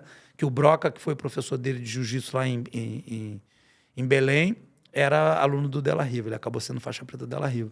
E, cara, o Lyoto deslanchou, eu fiz a introdução dele total nesse mundo aí. A gente conseguia de falar um tempão, mas sempre que ele vinha ao Rio, marcava um jantar, alguma coisa lá em casa. Aí, nessa época, ele já estava casado com a Fabíola. No início, ele era namorado, porque ele namora a Fabíola desde os 15 anos de idade, né? E a gente costuma dizer que o Lyoto é o cabeça da casa e a Fabíola é o pescoço, né? Sim, querida, sim, querida. E aí, enfim, num jantar desse, ele foi lá para casa e no meio do jantar ele mandou, vem cá, tu tá treinando o Vitor Belfort mesmo? Eu falei, tô. Por quê? Tu vai ensinar karatê pra esse cara? Eu falei, cara, ele tá me pagando, eu tô treinando ele. Aí, não, porra, tu não pode ensinar porque, vai ensinar, pode ser que esse cara me enfrente um dia. Aí eu falei, Lyoto, meu irmão, o cara tá em outra categoria, o cara tá voltando pela terceira vez pro UFC, você acabou de ser campeão. Tu tá preocupado com isso, cara? Se meu pai fosse mulher, eu tinha 2 mães, cara. Caraca. Faz o seguinte, me paga aí integralmente que eu vou ser seu técnico e a gente não conversa mais, né? Ele riu, aí a Fabíola deu um... Não, tá bom, né, Tico? Chega desse papo, nunca mais falamos nada. Aí você vê como é que é a vida, né? Anos depois, ele enfrenta o Vitor Belfort, quem é o técnico dele? Sou eu, né? Eu era o técnico do Lyoto e eu sabia o caminho, né? O cara falou, o Vitor tem uma brecha gigante. Tá? Eu conheci o Vitor bem pra caramba. Eu conheci o Vitor bem pra caramba, eu conheço o Vitor bem pra caramba. Ele tem uma brecha gigante, ele ainda tem. É o mesmo caminho. Aquele caminho ali é uma avenida aberta, que foi o que eu corrigi pra caramba na época que ele treinava comigo. Por isso que ele entrou com aquela postura. Porque o Vitor sempre lutou com a cabeça à frente do quadril. Sempre. Ele põe a cabeça para frente do quadril. Isso é uma avenida para passar o golpe ascendente. Então, o cara que tem essa manha e sabe colocar no tempo certo, claro, aqui não. Aqui você limpa, você fecha, a postura, ela própria se encarrega. Para você chegar com um chute frontal na cabeça do cara, ele posicionado em postura, você tem que esticar demais o quadril e vai pegar. Sim. Agora, quando o cara está para frente, se você finta e ele tem um reflexo defensivo, ele joga para baixo, aí vai de encontro. Não tem jeito, cara. É tipo um joguinho de xadrez. Mecânica, né, cara? Exatamente. É tipo um joguinho de xadrez, entendeu? As pessoas não entendem como é que acontece o nocaute. Por que o Anderson Silva foi nocauteado pelo Chris Weidman? Por causa daquela mão que volta de costas. Você lembra desse nocaute? Lembro. Que ele dá um e volta com a mesma mão? Matou a sequência lógica, porque era um e vir com a outra. Se ele viesse com a outra, dava tempo do Anderson completar o movimento, sair de novo, amortecer o golpe, igual o Anderson sempre fez. Como ele volta com aquela costas da mão, o Anderson sai e tem que sair mais um pouco de novo. E aí ele começa a voltar. Só para acrescentar, o mestre Rogério mestre Rogério Coamon esteve aqui com a gente da primeira vez. Tive a sorte de ter o mestre Rogério aqui 2 vezes. Parceiraço, sabe tudo da também. Da primeira vez que ele esteve aqui, ele falou sobre esse lance. Ele fala que o Anderson também tinha toda a caminhada desenhada, sabia o passo. Só que ele acaba, na passada para trás, ele não escorrega, mas ele erra uma passada. A passada. E ele errou por conta dessa mão extra. Ele erra e a mão entra. Exatamente, porque você vê o Weidman, ele cruza e aí ele volta com a mesma mão. Coisa que é difícil de você ver o cara fazer isso. Foi tipo, eu tenho que acertar a cara desse cara de qualquer jeito. Rogério fala isso. E aí o Anderson tem que dar uma esquivada a mais que faz com que ele volte no momento errado. E aí pega, pum, na hora... E a gente sabe disso, essa aceleração, cara. Cara, é gravidade. Match, exatamente. Enquanto você joga pra cima, ela tá indo, tá indo, tá indo. A hora que ela para, ela cai na hora. É a mesma coisa. Se você tá vindo e o golpe tá indo, cara, você triplica a não dá nem pra potência. dizer que foi azar dele, porque... O que todo mundo falou? A gente vai voltar já no assunto. Tava brincando demais, falou? né? Tá debochando, brinca bem feito. Não é nem pra dizer que foi Não, azar, né? não, foi mérito do outro mesmo que surpreendeu com o que fez, entendeu? Cara, é isso, acontece, né? Como diz o joinha, la maison é tombée, né? Caiu a casa, não teve jeito, meu irmão. Mas aí, voltando, aí você não trabalhou mais com... Aí você me perguntou por que ele perdeu, né? É. Por que você parou de trabalhar com o Lyoto? Então, a gente fez essas 4 vitórias. Quando a gente chegou a gente começou a se desentender. A verdade foi isso. E o cara, se você perde a crença... Eu construí um enredo, uma história. Primeira luta, eu falei pra ele, ó, ele não queria lutar com o Eric Anderson. Eu falei, bicho, você vai ganhar desse cara, vai ser uma guerra, você vai ganhar dele por pontos, no 5º round, vai ser uma... Aconteceu assim. A segunda luta com o Vitor, eu falei, ó, você vai nocaute da noite, babá. Deu. Quando chegou com o Rafael Carvalho, eu falei, ó, você vai ganhar desse cara derrubando. Você vai ganhar dele na queda. Você vai derrubar ele. Ele é ruim de defesa de queda, tá? Você vai derrubar esse cara e vai bater nele no chão, ground and pound. Ele ganhou assim. No último round, ele estava perdendo a luta. Aí ele não estava derrubando o cara. Aí eu falei para ele, ó, sentou no colo, eu falei, você quer ganhar essa luta? Então você vai ter que fazer o que eu falei para você fazer. A gente treinou o camp inteiro queda. A gente nunca treinou tanta queda na vida como ele treinou naquele camp. E aí ele foi lá e derrubou, botou para baixo, pum, bateu. Aí depois de novo, pum, derrubou mais uma vez. No final, botou uma guilhotina, quase pegou. Bom, aí ganhou por pontos apertado. Beleza. Tchau, Sonnen. Quando eu cheguei, eu falei, ó, joelhada voadora na cabeça. Porra, vai ganhar com o joelhada.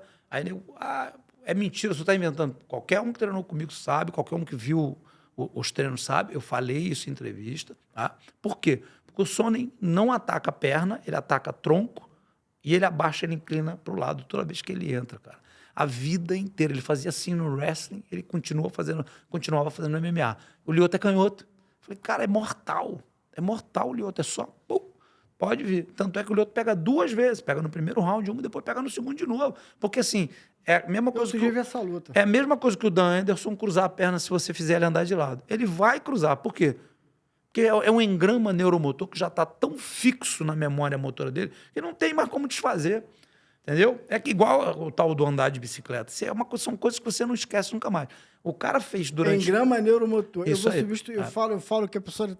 Tá com isso masterizado, engrama neuromotor mais bonito. O que é? O engrama, o engrama neuromotor é tipo um print, né? Imagina que o teu cérebro é igual a mão que mexe uma marionete. Você tem milhões de fios, que são as fibras, né? As miofibrilas musculares, que elas são ativadas por sinapses elétricas. E aí, então, o cérebro manda um choquinho para cada músculo, para cada fibra, para ela fazer um movimento. Então, cada movimento que eu estou fazendo, o meu cérebro está orquestrando.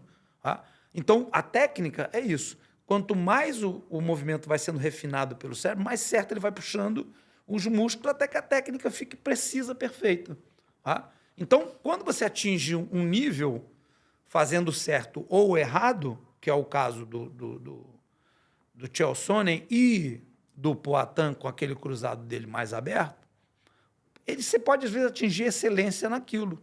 Fica eficaz. É perfeito tecnicamente? Não. Mas é eficaz. Aí o cara pergunta, mas por que não é perfeito tecnicamente? Simplesmente pelo fato de que, biomecanicamente falando, em termos de física, quando você entra numa angulação melhor, você vai ter um vetor de saída de energia que vai gerar mais potência do que se você fizer ascendente. Se você virar, vai entrar gravidade, vai entrar uma série de coisas que, levam... É uma equação para explicar. Então, tecnicamente não está perfeito, mas tudo bem. Então, aí a gente foi nisso por conta da derrota, né? Então, aí eu, cara, cheguei, joelhada voadora, e ele falou, cara, mas eu não tô mais querendo treinar daquele jeito, eu tô achando que tá muito puxado, acabou a luta do Rafael, tava cansado, e não sei. Cara, você lutou 3 rounds de porrada com um cara 10 anos mais novo que você, era pra estar cansado mesmo, se você não cansasse, só se fosse mágico. Aí eu tinha que convencer ele, mas esse negócio da gente ficar aqui enclausurado nessa casa, isso é chato pra caramba, não sei o que, foi, bicho, mas... E ele já tava com grana, já era já não tava com tanta fome. Mas exatamente. Aí eu falo pra ele, Mas qual era a ideia? Porque fazia parte do enredo que eu tinha contado para ele, entendeu? Então eu tinha que sustentar aquilo. Aí eu falei, ó, eu saio da minha casa, você sai da sua. Foi o trato que a gente fez. E dessa maneira eu vou te fazer ser campeão. Você acredita nisso? Acredito. Pô, olho no olho, apertamos a mão do outro, pá. Eu usei um gatilho emocional lá de trás.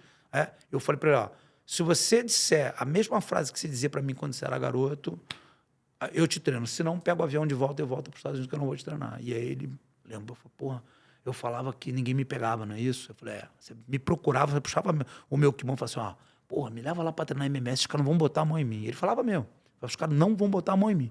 Dito e feito, ele foi campeão do UFC invicto. Ninguém botou a mão nele mesmo, literalmente. Tá? Ele não perdeu um round. Quer dizer, então, pô, o cara falou... Então eu falei, eu quero esse Lyoto de volta. Como é que a gente faz para isso? A gente tem que botar você naquele mesmo modo. Tá? E como é que eu fiz isso? Gregory Rodrigues. Era eu, ele e o Gregory. O Gregory querendo arrancar a cabeça dele todo dia. Todo dia. Aí o Lyoto, cara, revive aquela época de fome, entendeu? Porque senão faz o quê? Vai treinar na academia luxuosa, aí vai fazer um jiu-jitsu ali no Renner Gracie, na Gracie University, aí vai fazer ali na LA Fitness uma musculaçãozinha, aí vai...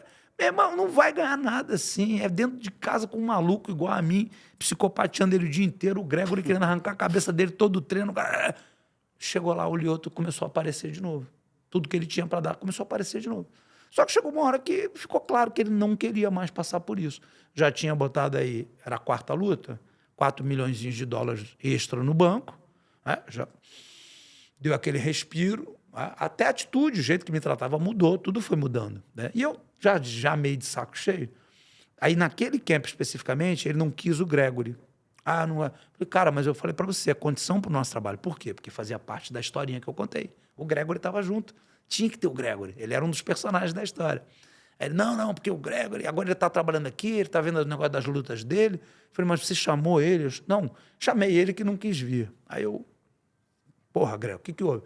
Porra, CC, o cara vai me pagar $100 de diária para eu aí sair na porrada com o Lyoto Machida, porra. Aí eu falei, porra, Lyoto, não, mas agora ele mora aqui. Eu falei, cara, mas não interessa. Quanto é que você pagava quando ele vinha comigo do Brasil? Pagava 4, 5 mil dólares para ele, para passar o camp. Falei, cara, é a mesma coisa, ele está fazendo um camp com você. Não interessa se ele mora aqui na esquina ou se ele mora no Brasil. A única diferença é que você pagava passagem para ele, tudo bem. Agora não tem mais passagem, mas o dinheiro que você pagava tem que pagar. Não, eu acho que é muito caro.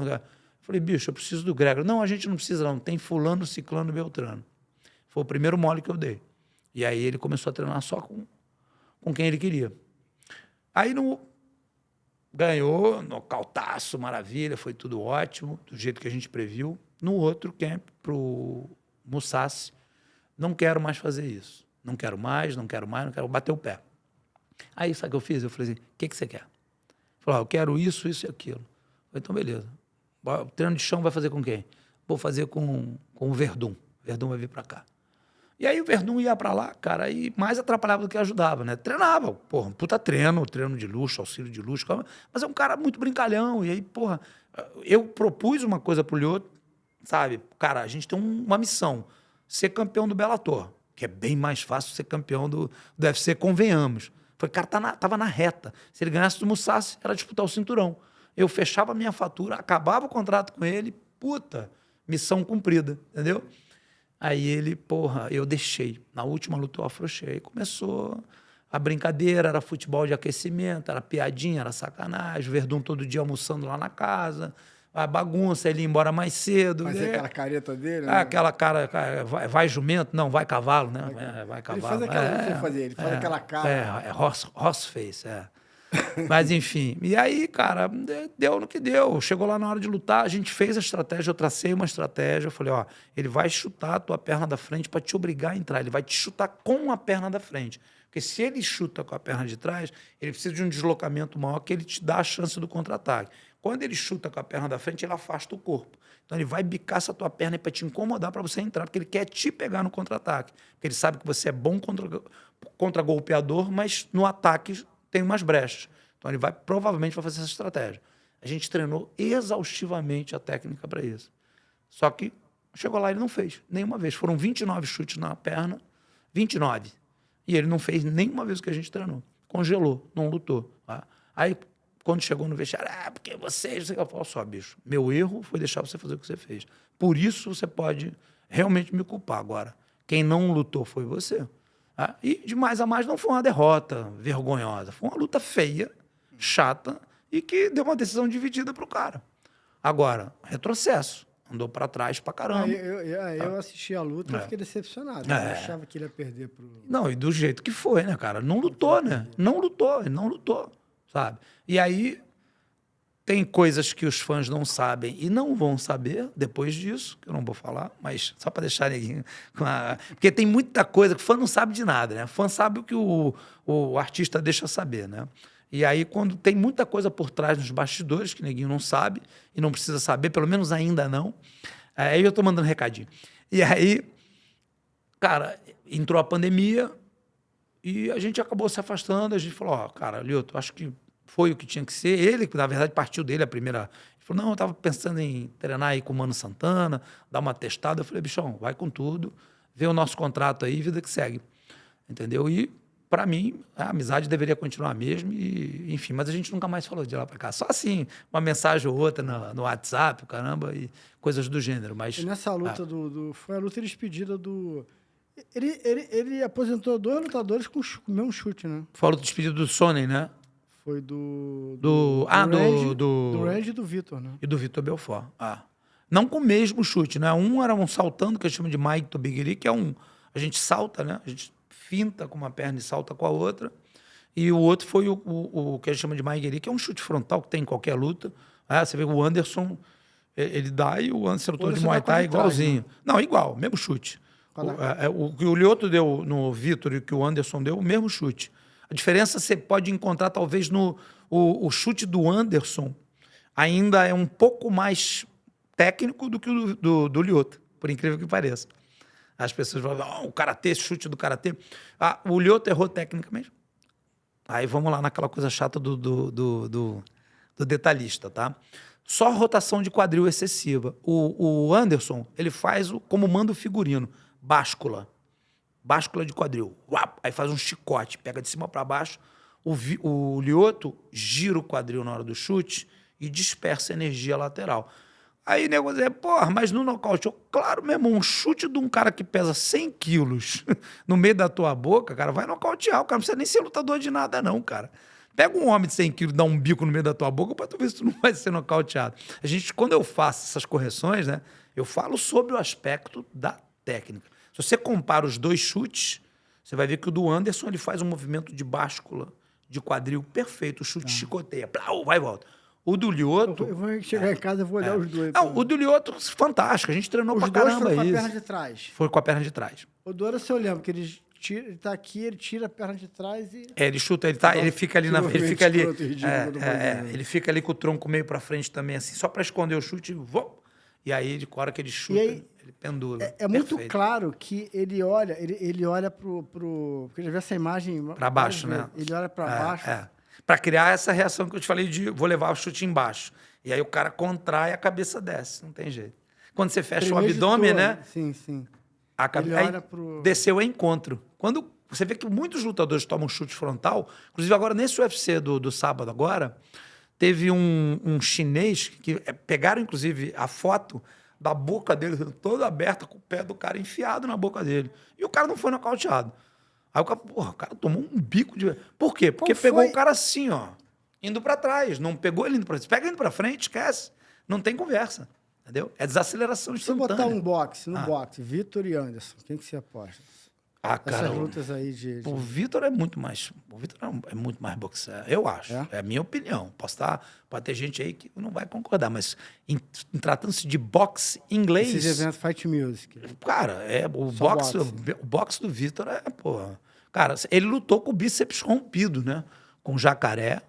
E vou te falar, cara, ele deu um show de boxe. Só que o Jacaré é um monstro também, de força, de potência, de vontade, tá?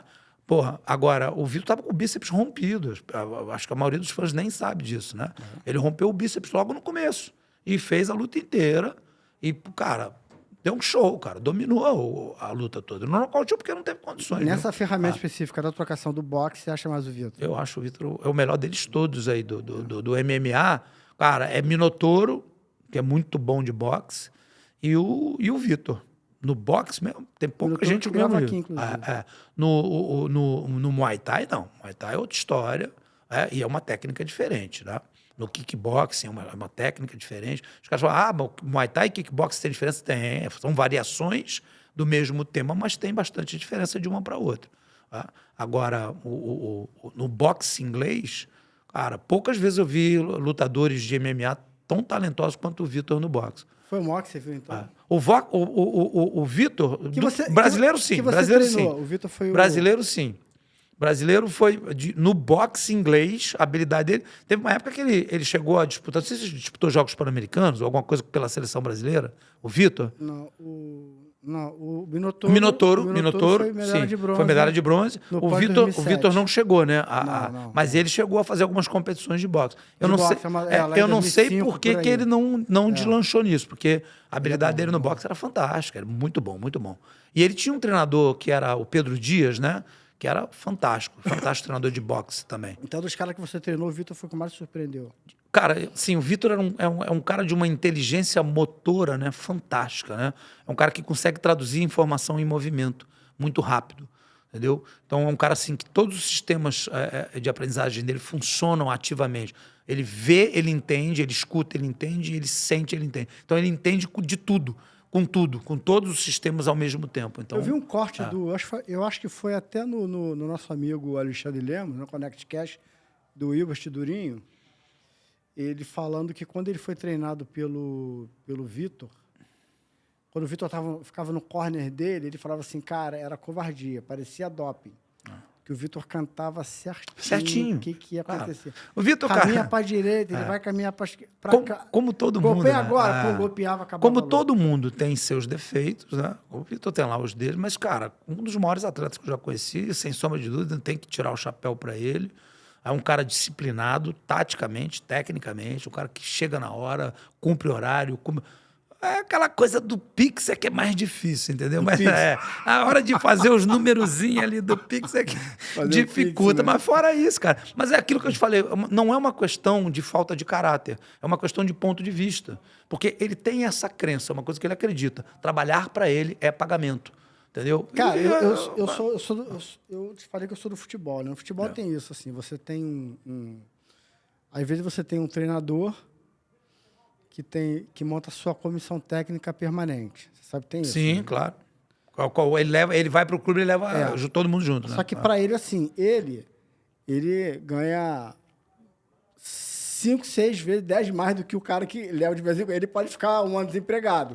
O outro não, tudo bem. Mas ele leva a comissão técnica. E de vez em quando ele leva alguém para fazer um trabalho específico e tal. E aí não paga esse cara.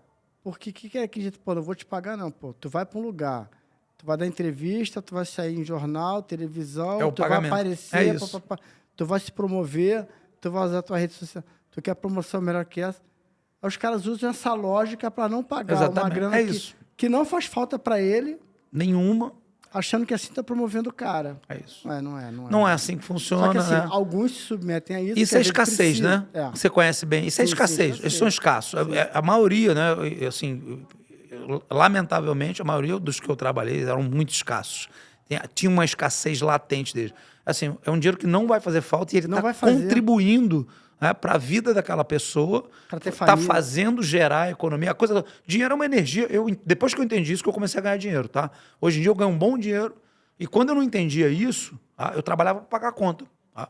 Eu trabalhava para pagar a conta. Era o dia inteiro trabalhando para pagar a conta. E no final do mês elas estavam todas pagas. Quando eu entendi que dinheiro é uma coisa para te trazer liberdade, te trazer comodidade, conforto, para ajudar as pessoas, cara, eu comecei a ganhar mais dinheiro. É impressionante, automaticamente. Tá? Eu parei de me preocupar em ganhar dinheiro e como eu podia ajudar alguém. Como é que, através do meu trabalho, eu consigo ajudar essa pessoa da melhor forma? Como é que você cria riqueza? Exatamente. Como é que você cria dinheiro? Isso aí. E aí ele começa a aparecer, vai embora e volta com os amigos. É uma beleza. Mas tu fala, os caras não entendem isso. Eu estava assistindo um podcast que o tema foi um livro que a maioria já leu, eu já li, não sei se você já leu, que é O Segredo da Mente Milionária. No podcast eles estavam debatendo, eram 2 especialistas e estavam debatendo sobre isso, né? Sobre a questão de você ter uma mentalidade de de abundância, uma mentalidade De escassez. Isso aí. Pô, quando você entende a mentalidade de abundância, aí no teu longo prazo, depois que você entende isso, no teu longo prazo, aí tua vida tá feita. Exatamente o que aconteceu com você. Você falou, quando você entendeu esse game, falou, porra... Muda tudo, cara. Tudo. É igual Matrix. Agora é longo prazo. Não é do dia pra noite. Não é pegar o teu dinheiro e sair gastando igual um maluco, não. Comprando burrice, tudo. Isso é burrice. Exato, isso aí é burrice. Isso aí é coisa de burrice, maluco. O cara aí não é escassez nem abundância, é burrice. Agora, Vinícius, você falou uma coisa no início que eu... aí dentro, deu para ver claramente, e a nossa audiência também percebeu isso, que tem um cara muito inteligente, muito estudioso, e que você fala, por cada ano, eu hoje com a internet, com a facilidade Fica simples, né? De adquirir informação. Claro que precisa ir na informação certa, né? Fazer pesquisa Exatamente. certa. Não é só ir no Google Fontes certas, exatamente. Na fonte certa e tal. Não vai no TikTok, Agora, não. Que...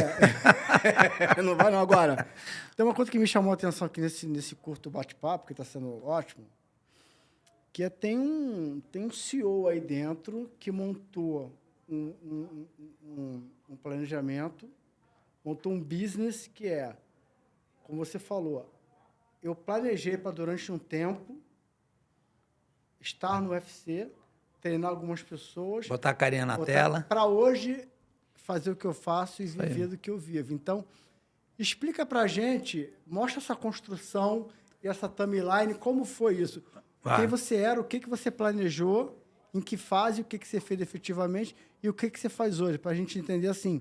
Olhar para tua cabeça e falar assim, pô, olha o business do cara e olha como é que foi essa linha do tempo. Então, vamos lá, vou começar lá na infância, tá? Cara, quando era moleque, eu era tarado em escrever.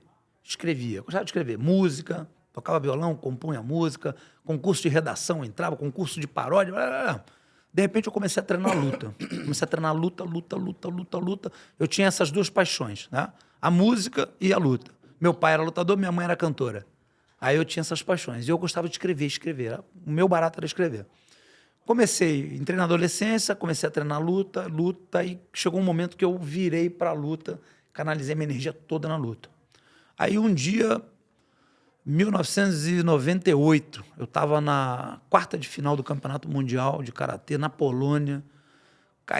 Parece que caiu na minha cabeça assim, um balde de gelo. Assim, e fez assim, o que você está fazendo aqui, cara? O que você está fazendo aqui pela, sei lá, 8ª vez consecutiva, no mesmo lugar, fazendo a mesma coisa? A última década da tua vida foi um looping. Você treina, vem aqui pra competição. Aí treina, vem aqui pra competição. Pô, tá ganhando a mesma coisa, morando no mesmo lugar, comendo a mesma bosta, fazendo a mesma... Caraca, é isso que você quer. Onde é que você quer estar daqui a 10 anos? Você quer estar aqui de novo? E eu tava assim, na semifinal... Você tinha quantos anos? Eu tinha 31. Tava na semifinal de um campeonato mundial. Aí... Pô, ainda bem que você teve estalo, né? E não precisou ninguém te falar, né? Não, foi uma... Cara, parece que uma entidade falou, chega, meu irmão, tá bom. Mas teve um gatilho. Semifinal, eu voando, ganhando todas as minhas lutas. E eu falei, cara, eu vou ser campeão mundial. Esse ano eu fecho a conta. E aí, chega na semifinal, quarta de final, um inglês e eu. Aí o quadro de arbitragem. 6 juízes laterais e um central. Um sul-americano, o resto tudo europeu. Aí eu fui no diretor de arbitragem, que era um brasileiro, um japonês radicado no Brasil, Sensei Noki. Falei, Sensei, ele ouvi você quarta final, né? Falei, Sensei, eu ganho desse cara rápido aí, mas chegar pra lá. Mas olha só, Sensei, quadro todo de arbitragem europeu. Tem como? Aí ele, não precisa, você é melhor. Eu falei, não quero que me ajude, que me favoreça. Mas caso... né, tem alguma coisa, pô, é bom ter mais um sul-americano. Não precisa nem botar brasileiro, não, mas tem que ter mais um sul-americano ali, porque só tem europeu no quadro. Ele, não precisa, você é melhor. Eu falei, tá bom, beleza. Aí fui lá. Pum, empate. Mais um minuto, empate. Tem que decidir. Pum, deram a vitória pro cara. Entendeu? E, assim, não tinha uma clareza, não tinha uma coisa assim... eu também não vou dizer para você, eu estava dominando, mas estava... Várias vezes eu entrei golpes que seriam considerados ponto, e nego, não deu, questionável, é subjetivo, a gente entende isso, faz parte da regra. Mas a hora que joga para decisão, o nego nem piscou, puf, tá? E aí o sul-americano deu para mim. Os outros todos deram para ele. Quer dizer, o cara ganhou. Aí eu... Bateu essa... Caralho, de novo. O que eu tô fazendo aqui, meu irmão? O que eu tô fazendo? E aí, cara, eu fiquei alguns anos sem botar kimono de karatê. Mergulhei no jiu-jitsu igual um louco, treinava jiu-jitsu todo dia, de manhã, de tarde, à noite, todo dia, durante 3, 4 anos, peguei minha faixa preta, fui pro kickboxing, muay thai, eu treinava o dia inteiro e dando aula de educação física, tá? Como personal trainer. Aí quase uma década depois, lá com 41, 42, aí eu falei, cara, também não é aqui que eu quero estar, aqui que eu estou fazendo, eu estou vendendo o meu tempo, né? Estou trocando tempo por dinheiro. Eu trabalho, ganho até um dinheiro razoável, mas não tenho tempo para mais nada a não ser trabalhar. Eu trabalho de domingo a domingo e não tenho tempo para mais nada. Eu estou acumulando, comprando um carro aqui, não é isso que eu quero. Aí eu, nessa altura, já estava casado. Aí eu virei para minha esposa e falei, ó, vou parar de trabalhar meio-dia agora. Eu trabalhava de 6 da manhã às 8 da noite, todo dia. Aí eu falei, vou parar de trabalhar meio-dia. Ela, pô, mas por quê? Eu falei, cara, porque não é isso que eu quero fazer da minha vida, eu estou no caminho errado. Eu preciso achar meu caminho. Aí eu parei de trabalhar meio-dia, os alunos da tarde, da noite, eu falei, ó, quem quiser junta com os da manhã, quem não quiser, foda-se. E aí deu certo, porque muita gente ficou, 30% foi embora, né? Depois eu fui estudar e vi que isso acontece quando você faz mudanças estruturais em qualquer sistema de negócio, você tem uma perda residual entre 25% e 30%. E foi o que eu fiz. Eu mudei o meu sistema de dar aulas, eu dava aula o dia inteiro, passei a dar aula só um período e botar horários duplos em vez de horários single. Quer dizer, eu mudei o meu modelo de negócio. Eu tive uma perda de 30%. Os outros ficaram, se adaptaram ao modelo e eu comecei a ganhar o dobro por hora. E, ao mesmo tempo, eu dei um aumentozinho de 15%, 20% na hora aula. Pum, comecei a trabalhar metade do tempo e ganhar menos, e ganhar mais. E aí, ócio. O dia inteiro pegando onda, ia pra praia pegar onda. Aí chegou uma hora que eu falei, cara, eu tô ficando maluco, meu irmão. O que eu tô fazendo? Não é isso. O que eu tô fazendo na minha vida? Não é isso. E aí eu falei, cara, eu amo escrever. Sempre amei. Eu parei. Por que eu parei de escrever? Aí você começa a pensar na vida, né? Ter tempo para pensar em você mesmo. Cara, eu me aprofundei tanto na arte marcial que eu tenho um conhecimento que muito pouca gente tem. Vamos levar esse conhecimento para as pessoas? Aí, ó, comecei a cavar, pum! Publiquei meu primeiro livro. Que é o Black... É o Jutsu Arte Oculta no Karatê. Aí começou. E-mail, naquela época era e-mail, né? E-mail. Mestre, pô, quanto é que você cobra para vir dar um seminário aqui? Pô, a gente viu o seu livro, pô, fantástico, é isso, é aquilo, pá. Aí eu comecei. Seminário. Primeiro que eu fiz internacional foi na Inglaterra. O cara ligou para mim. O cara ligou para mim, não, ele veio aqui no Brasil me conhecer. E aí perguntou, você consegue dar um seminário para mim em inglês? Eu falei, of course, my friend. Não falava nada de inglês. Era rin-tin-tin, Coca-Cola, hambúrguer. Falavam né, uns Getting Funny House, Take Night I Love You, enganava pra caramba. Esse ano agora, 2024, eu palestrei para a base aérea americana em Açores. Fiz uma palestra lá de 1h30, toda em inglês. Tá? Então, eu fui correr atrás, aprendi inglês, implementei, fiquei fluente, comecei a trabalhar seminário no mundo inteiro, Europa inteira. E aí eu falei, cara, como é que eu consigo levar isso para outro nível ainda? Ter gente me bancando para eu fazer isso pro resto da vida. Falei, cara, esse meu método de ensino, porque em todo lugar que eu ia, era sempre a mesma coisa. Cara, fantástica a sua didática, fantástico o teu método de ensinar. Onde eu fosse, eu falei, cara, vamos ensinar isso para as pessoas, porque isso é ensinável. Tá? Vamos ensinar para as pessoas. E aí eu comecei a formatar um curso para formar instrutores com essa mesma capacidade. É claro que entra o talento individual, né? Mas tem um roteiro para o cara seguir, né? Tem todo um roteiro que a gente vai passando desde a PNL, né, até a pedagogia, para o cara poder entender coisas que antes ele não entendia e começar a se expressar melhor. Tem curso de oratória. Dentro desse curso, tem que você imaginar, tem dentro do curso. Tem até um curso que chama-se Instagram Black Belt, que é para o quê? Para o cara aprender a se posicionar na rede social. Para ele assumir lá um público-alvo e fazer isso. Então, esse ponto aí, esse ponto de inflexão na minha vida foi lá naquele campeonato, naquela competição. Foi o primeiro baque que eu tive. Falei, não é isso que eu quero fazer da minha vida. Tá? Eu amo arte marcial, mas eu não queria ser lutador, competidor. Tá? Eu fui um grande competidor na minha época, mas não era o que eu queria. Eu fazia, talvez, para resgatar alguma coisa da relação com meu pai. Aquela coisa que só Freud explica, né? Eu não sei entender, não sei te explicar o porquê. Mas durante muito tempo foi isso. E acabou assim. Mas eu continuei treinando, treino até hoje, treino todos os dias. Então, eu amo treinar, mas eu não sou aquele cara que ama competir. Eu gosto de ensinar, eu gosto de doar. Tá? Então, eu amo Mas, ensinar. assim, vamos criar aqui um funil. Você tem, Aí eu fiz isso com o karatê. Eu peguei o karatê que ninguém estava vendo, que era o karatê de defesa pessoal, arte marcial mesmo, completa, começo, meio e fim, porrada, queda e chão. Formatei um sistema pedagógico e comecei a treinar as pessoas nesse sistema. Hoje, a gente tem representação no mundo todo, continua crescendo, a gente tem... Eu acho que o teu rolê é mais assim, você tem aquela coisa do estratégico, tático E operacional. Isso aí. Talvez o operacional esteja em ser lutador. E tu já, porra, tipo... E dá aula caralho, também. Eu pego hoje o empresário do cara, o professor de karatê, porque assim, o professor de karatê que tem uma academia dele. Talvez tu esteja mais aqui em cima. Ele é um né? estereótipo. Você vai ver, é quase todo mundo a mesma coisa, tá? O cara virou faixa preta, começou a dar aula. Aí juntou um dinheirinho, alugou uma sala, montou um tatame, começou a dar aula, botou aluno, pá. Aí o cara tem lá, cara, 4 turmas à noite. 5 às 6, 6 às 7, 7 às 8, 8 às 9. Às vezes 8 às 9h30, 8h30 às 10. Umas coisas loucas. O cara trabalha até 10h30 da noite. O cara abre a academia, ele atende o telefone, ele recebe o cliente, ele recebe o dinheiro, ele limpa a academia, ele faz tudo. Ele é tudo da academia. E o cara não prospera. Aí eu pego esse maluco e trago ele para mim. Falo só, eu vou te ensinar um método pedagógico diferente, você vai aprender isso, isso, aquilo, babá. Agora, vamos cuidar do teu operacional na tua empresa. Você vai contratar uma função. Não, mas eu não tenho dinheiro. Tem sim, você vai fazer um investimento, tá? A captação de cliente com uma recepcionista, ela sobe de 40% a 65%. Quando você fala bem de alguém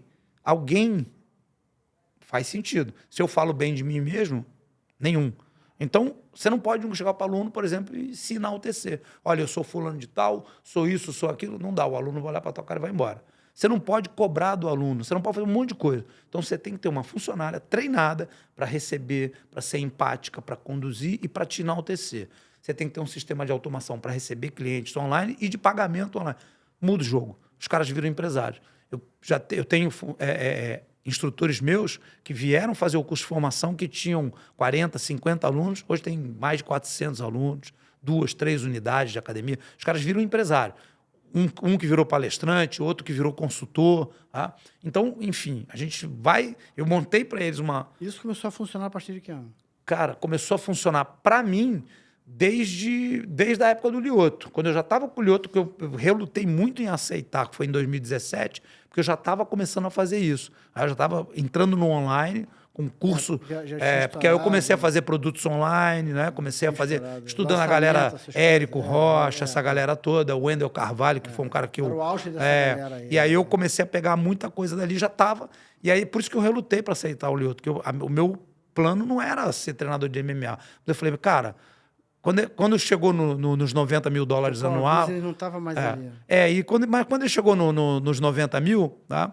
Aí eu falei, bom, agora faz sentido, que na época era $500 mil, né? Só para eu ir lá, eram mais ou menos 6... Eu ia ter um faturamento de $500 mil anual só de luta do Lioto, fora o meu faturamento que já beirava isso na época. Então eu falei, cara, vai dar um boom para mim. E aí me deu budget para eu fazer várias outras coisas, alavancar vários outros projetos. Então hoje eu tenho várias frentes. Livro, eu faço mentoria online, tanto de planejamento físico, né? Você vê, eu sou um cara de quase 60 anos, 5% de gordura, 42 de braço. Sim. Cara, no shape, meu irmão, é só pele e músculo. Pego onda, saio na porrada em alto nível, atividade física plena, função cognitiva, sexual, tudo que você imaginar. Por quê? Alimentação, treino e, obviamente, né, recursos ergogênicos, que a gente chama que é a reposição hormonal e a suplementação, porque é fundamental. Desde o magnésio ao ômega 3, se você souber suplementar da forma certa, a tua máquina vai girar de um jeito que você não imagina. Às vezes o cara fala assim, não, pô, eu estou bem, eu me sinto bem. É porque você não sabe o quão bem você pode estar. Você não sabe até onde vai. Exatamente. De bem tá errado, exatamente. O cara, não, pô, eu tô com a barriguinha aqui, mas eu tô bem. Cara, é igual ter uma Ferrari no estacionamento do shopping. É maneiro pra caramba, mas você não sabe até onde você pode. O que ela faz? Você não tem ideia, ela tá ali, ó. Aí eu tô me sentindo bem. Cara, mas vai. E vai diferente. Eu te digo porque eu passei por esse processo também. Eu com 42, 43, eu tava começando a ficar barrigudinho e botando a conta na culpa da idade. A idade tá chegando, era eu que estava esculhambado mesmo. A hora que eu mudei o mindset, né, que é a palavrinha da moda, mas a hora que eu mudei minha forma de pensar, e naquilo que eu acreditava que era possível, esse negócio de, eu já tô velho, porra, quem nasceu assim é assim. Aquilo que a gente aprende na programação neurolinguística, que é fato, é fato. As crenças, né? Exatamente, as crenças. Mudei meu sistema de crenças, cara. Minha realidade literalmente mudou, entendeu? E aí fiz isso. Apliquei isso na minha vida e falei, levo para as pessoas isso. Eu falo, gente, eu não sou guru da internet. Eu sou um cara que construiu isso na minha vida. Eu sou um especialista em artes marciais que criou todo esse nicho. Aí é muito claro que a tua audiência é totalmente segmentada, né? Tu tem um nicho. É subnichado ainda por cima. Porque além de ser... É o karatê, mas é o karatê jutsu. Sim. A vertente que eu criei. É um microcosmos ali. Ninguém tá de bobeira. Ninguém tá de bobeira. Você vê, eu tenho quase 300 mil seguidores. Que pessoas como você... Nego ativo, entendeu? Nego pessoas compra. Como você, assim, muito subnichado, tem uma tendência de ficar só com seguidores fiéis, porque eu te sigo, não sei por quê. Aí amanhã aparece um post teu pra mim, por que eu sigo esse cara? Aí para de seguir. Então, existe essa tendência. Então, assim, pessoas que nem você, cara, é seguidor... É o cara que vem atrás do Vinícius Antony. Mas, assim, é seguidor fiel mesmo. Não tá ali de bobeira. É verdade. E a galera ativa, a galera que comenta, que compartilha, que tá junto, é legal. Pela Mestre Vinícius Antony. Mestre, a gente tá chegando ao fim. Pô, uma pena. Maravilha. Isso é papo para 3 horas. Agora eu entendi por que tu já foi 4 vezes no ConnectCast. ConnectCast, né? Pô, fica a hora. Pô, eu vou te chamar mais vezes e tem muita coisa, cara, que a gente acaba voltando sempre para a questão do MMA, né? Por exemplo, eu agora tô indo para Portugal em outubro, agora, dia 22 de outubro. Vou para uma sequência de seminários e depois vou para a Suíça, mais um seminário, e aí volto para fazer pela primeira vez um curso de inteligência emocional voltado para professores e para atletas de arte marcial. Porque não tem essa ferramenta. Nego não usa essa ferramenta, cara. As pessoas nem sabem o que é inteligência emocional. Escuta aí num podcast ou no outro. Para atleta. O atleta precisa aprender a lidar com as emoções. A gente tem 4 emoções básicas, né? E o cara tem que saber lidar com elas. É medo, é a tristeza, vamos fazer uma coisa aqui, Vinícius. Vamos... Você volta, aí a gente chama alguém. Pensa em alguém que a gente possa chamar. Pode fazer uma resenha. Que tem a ver com isso. Aí a gente fala sobre... A gente vai... Fora daqui, a gente vai pensar... A gente vai alinhando. A gente convida alguém, faz uma resenha aqui, nós 3, com alguém que complemente... Show. Essa parte. Maravilha. Para atleta, e aí a gente sai um pouco... Porque isso aconteceu... O mestre Rogério Camões veio aqui, é evidente que no primeiro papo ele falou do Anderson, do Feijão, do Jacaré, do início dele com o Valide, com o Vitor Belfort. É óbvio que ele vai falar isso. Mas a segunda vez, quando ele já veio com Rafael Feijão, que o programa está no ar, inclusive. Sim. No ar. Você mandou um corte para mim. A gente já fala sobre o MMA moderno. O que acontece hoje. Como mudou, né? E mudou muito, mudou pra caramba. O Feijão estava falando, por exemplo, que lá eles seguem a linha do UFC. Que o importante para eles são os highlights. Então, se ele tem 2 atletas, assim, o atleta que almeja hoje para o UFC, lá atrás, na época do Vale Tudo, era quem era melhor. Se era o jiu-jitsu, o boxe, o muay thai, parará. Hoje é o atleta multifuncional, exatamente. Hoje tudo e de rede social. E rede social. E o Rafael fez. Acabei de falar com o Weber isso hoje. Hoje não, semana passada. Eu falei com o Weber de Almeida, né, aquele menino que eu te falei que está no Karate Combat. Que é um cara que tem tudo para ser campeão do Karate Combat e teria tudo para despontar no UFC. O menino, cara, fantástico, não usa rede social, rede social parada. Ele agora começou. O Rafael Feijão falou. Tem que usar. Se eu tenho 2 atletas no mesmo nível, eu vou para o que tem 1 milhão de seguidores. É isso. E se eu tenho... Se esse que tem... 1 milhão é exagero, mas esse cara nem tem muito mais... Você vê o Sean O'Malley, como é que é o cara? Esse aqui, ele é até melhor do que esse. Mas esse aqui não engaja, esse aqui engaja pra cacete. Ele prefere esse aqui. Porque dá pra treinar. É um pacote, exatamente, é um pacote, cara. O nego não entende então, isso. A gente falou por isso que eu te falei. No curso de formação de instrutores, a gente tem treinamento de Instagram, de YouTube. O cara precisa saber, cara, isso aqui não é só você ir ali e postar um monte de bobagem. Eu tenho 300 mil seguidores, eu sigo 25 perfis só. todos eles voltados para o meu trabalho. Educação física, medicina, nutrição. Não tem nada ali de bobeira. Que Não, fuja a não atenção. entra uma bunda Pra não ficar rebolando, perdendo, não né? entra um meme de... Entendeu? De qualquer coisa, essas bobagens. Por quê? Porque ela é como se fosse o meu escritório. É a minha academia. Eu dou aula para o mundo inteiro através daqui. Sim, sim. Entendeu? Então, cara... Eu vejo, às vezes eu assisto lá de manhã. É local de trabalho mesmo, entendeu? Se o cara entender isso, o atleta entender isso, meu irmão, ele vai... Aí na hora de contratar, eu vou contratar um cara que tem 10 mil seguidores ou um cara que tem 500 mil? Esses 500 mil seguidores do cara são 500 mil espectadores em potencial do evento. Ele se torna parceiro do evento, Exatamente, cara, Parceiro entendeu? do Então, evento, porra, aí óbvio. nego não entende e fala, meu Óbvio. irmão, faz o teu lobby nesse sentido que... E a gente, esse sistema... cara, é simples, eu estudei pra caramba isso, pra poder fazer a minha, né? E aí eu ensino pros meus instrutores. Como é que as pessoas fazem pra dar... Faz o jabá. Cara, então, através do @ViniciusAntony no Instagram, manda um direct pra mim, tá? Ó, é Vinicio Antony com Y. Isso, Vinícius Antony. Se botar Vinícius, já é o primeiro que aparece ali. Aquela barba branca, assim, logo na foto, entendeu? Já vai ver ali. Não é o Papai Smurf, nem o Papai Noel, é o Vinícius Antony. E aí, manda um direct pra mim, alguém da minha equipe te atende, tá? Provavelmente vai ser a Renata, gente boníssima pra caramba, vai te tratar super bem, vai te direcionar pro que você precisar. E aí, cara, porque assim, eu tenho uma esteira de cursos, né? Então, eu ensino o cara desde o beabá até mobilidade articular, flexibilidade, treinamento cardiopulmonar. Vai sair agora um treinamento de força, né, mais específico para o lutador, mas que abrange geral, principalmente a parte de agachamento, que é o exercício mais importante da vida do ser humano e o nego não faz. As pessoas falam, porque eu não faço porque eu tenho problema de coluna. Se você tem problema de coluna, você é o cara mais indicado para fazer. É fazer certo. Né? Porque a musculação ela é igual qualquer coisa que você pode usar ela para o bem ou para o mal. Se usar errado, ela vai fazer mal. Ah, a musculação não endurece o lutador? Se fizer errado, sim. Se não, se fizer certo. E aí tem que estar na mão do profissional. Vinícius, queria te agradecer.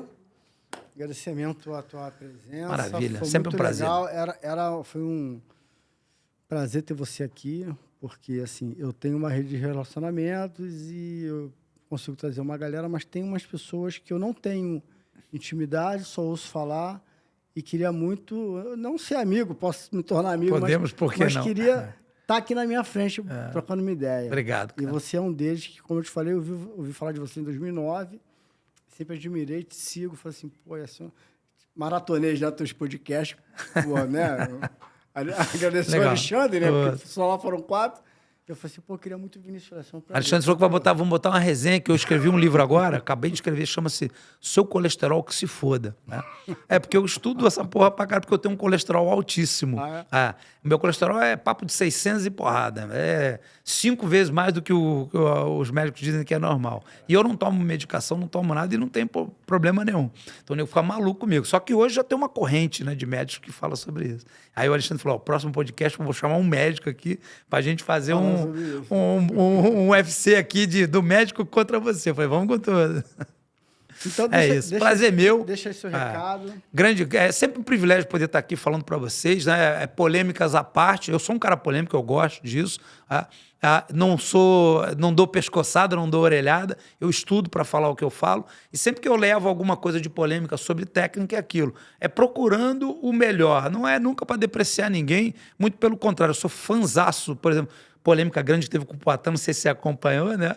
Porque lá no Alexandre eu comentei que a técnica dele não é a melhor, não é a mais refinada que eu conheço. Pô, os haters vieram em cima, né? Ah, tá falando mal. Não, foi uma coisa que me foi perguntada e quando me for perguntado eu vou ser sempre honesto. Vou dar a minha opinião. Ele já melhorou? Ela pode ser certa ou não. Cara, você sabe que ele tem melhorado? Eu tenho visto... Porque assim, ó, você quer ver uma coisa? Só pra gente encerrar aqui, né? E eu não tomar mais esse tempo também demais. O Aldo era um cara que eu critiquei pra caramba o caminhar dele. Cara, não sei se... Eu não vou ter a pretensão de achar que foi por conta disso. Mas ele foi pro boxe, passou alguns anos treinando boxe nos Estados Unidos, melhorou muito a passada dele, voltou agora em alto estilo aí. A última luta dele foi fantástica, com um caminhar perfeito, uma performance de altíssimo nível, como a gente não via do Aldo há muito tempo. Então, quer dizer... Cara, eu acho que eles escutam, o Borrachinha escuta, o Poatan pode ficar puto, falar, tá com inveja. Inveja nenhuma, não tem nada para fazer nesse mundo aí. Né? Eu já tive... Tem gente que fala, o Verdun falou mal de mim aí um dia desse, eu nem sei porque eu não presto atenção nessas coisas. E, assim, eu não tenho a menor pretensão em ser treinador de MMA. Aquilo foi um momento da minha vida. Né? Eu recebi inúmeros convites, só que eu recuso todos, né? Porque não faz parte da minha caminhada. O meu único objetivo quando eu comento alguma coisa é trazer um pouco do conhecimento que eu tenho de biomecânica, né, das artes marciais e mostrar para o fã, ó, tem esse detalhe aqui que pode talvez melhorar. Ah, mas o cara já... Não é só questão de ser campeão, não. O verdadeiro artista marcial, ele afia a espada todo dia. Todo dia. Mesmo que ele não vá cortar nada. Então, esse é o princípio da arte marcial. A gente chama de Kaizen, né? Aprimoramento constante. Então, se tem alguma coisa realmente que possa ser melhorada, o verdadeiro artista marcial procura melhorar. Mesmo que ele diga que não, já tá bom. Mas ele vai lá e... Tá legal, mestre. É isso. Então, te gente, agradecer. Obrigadão.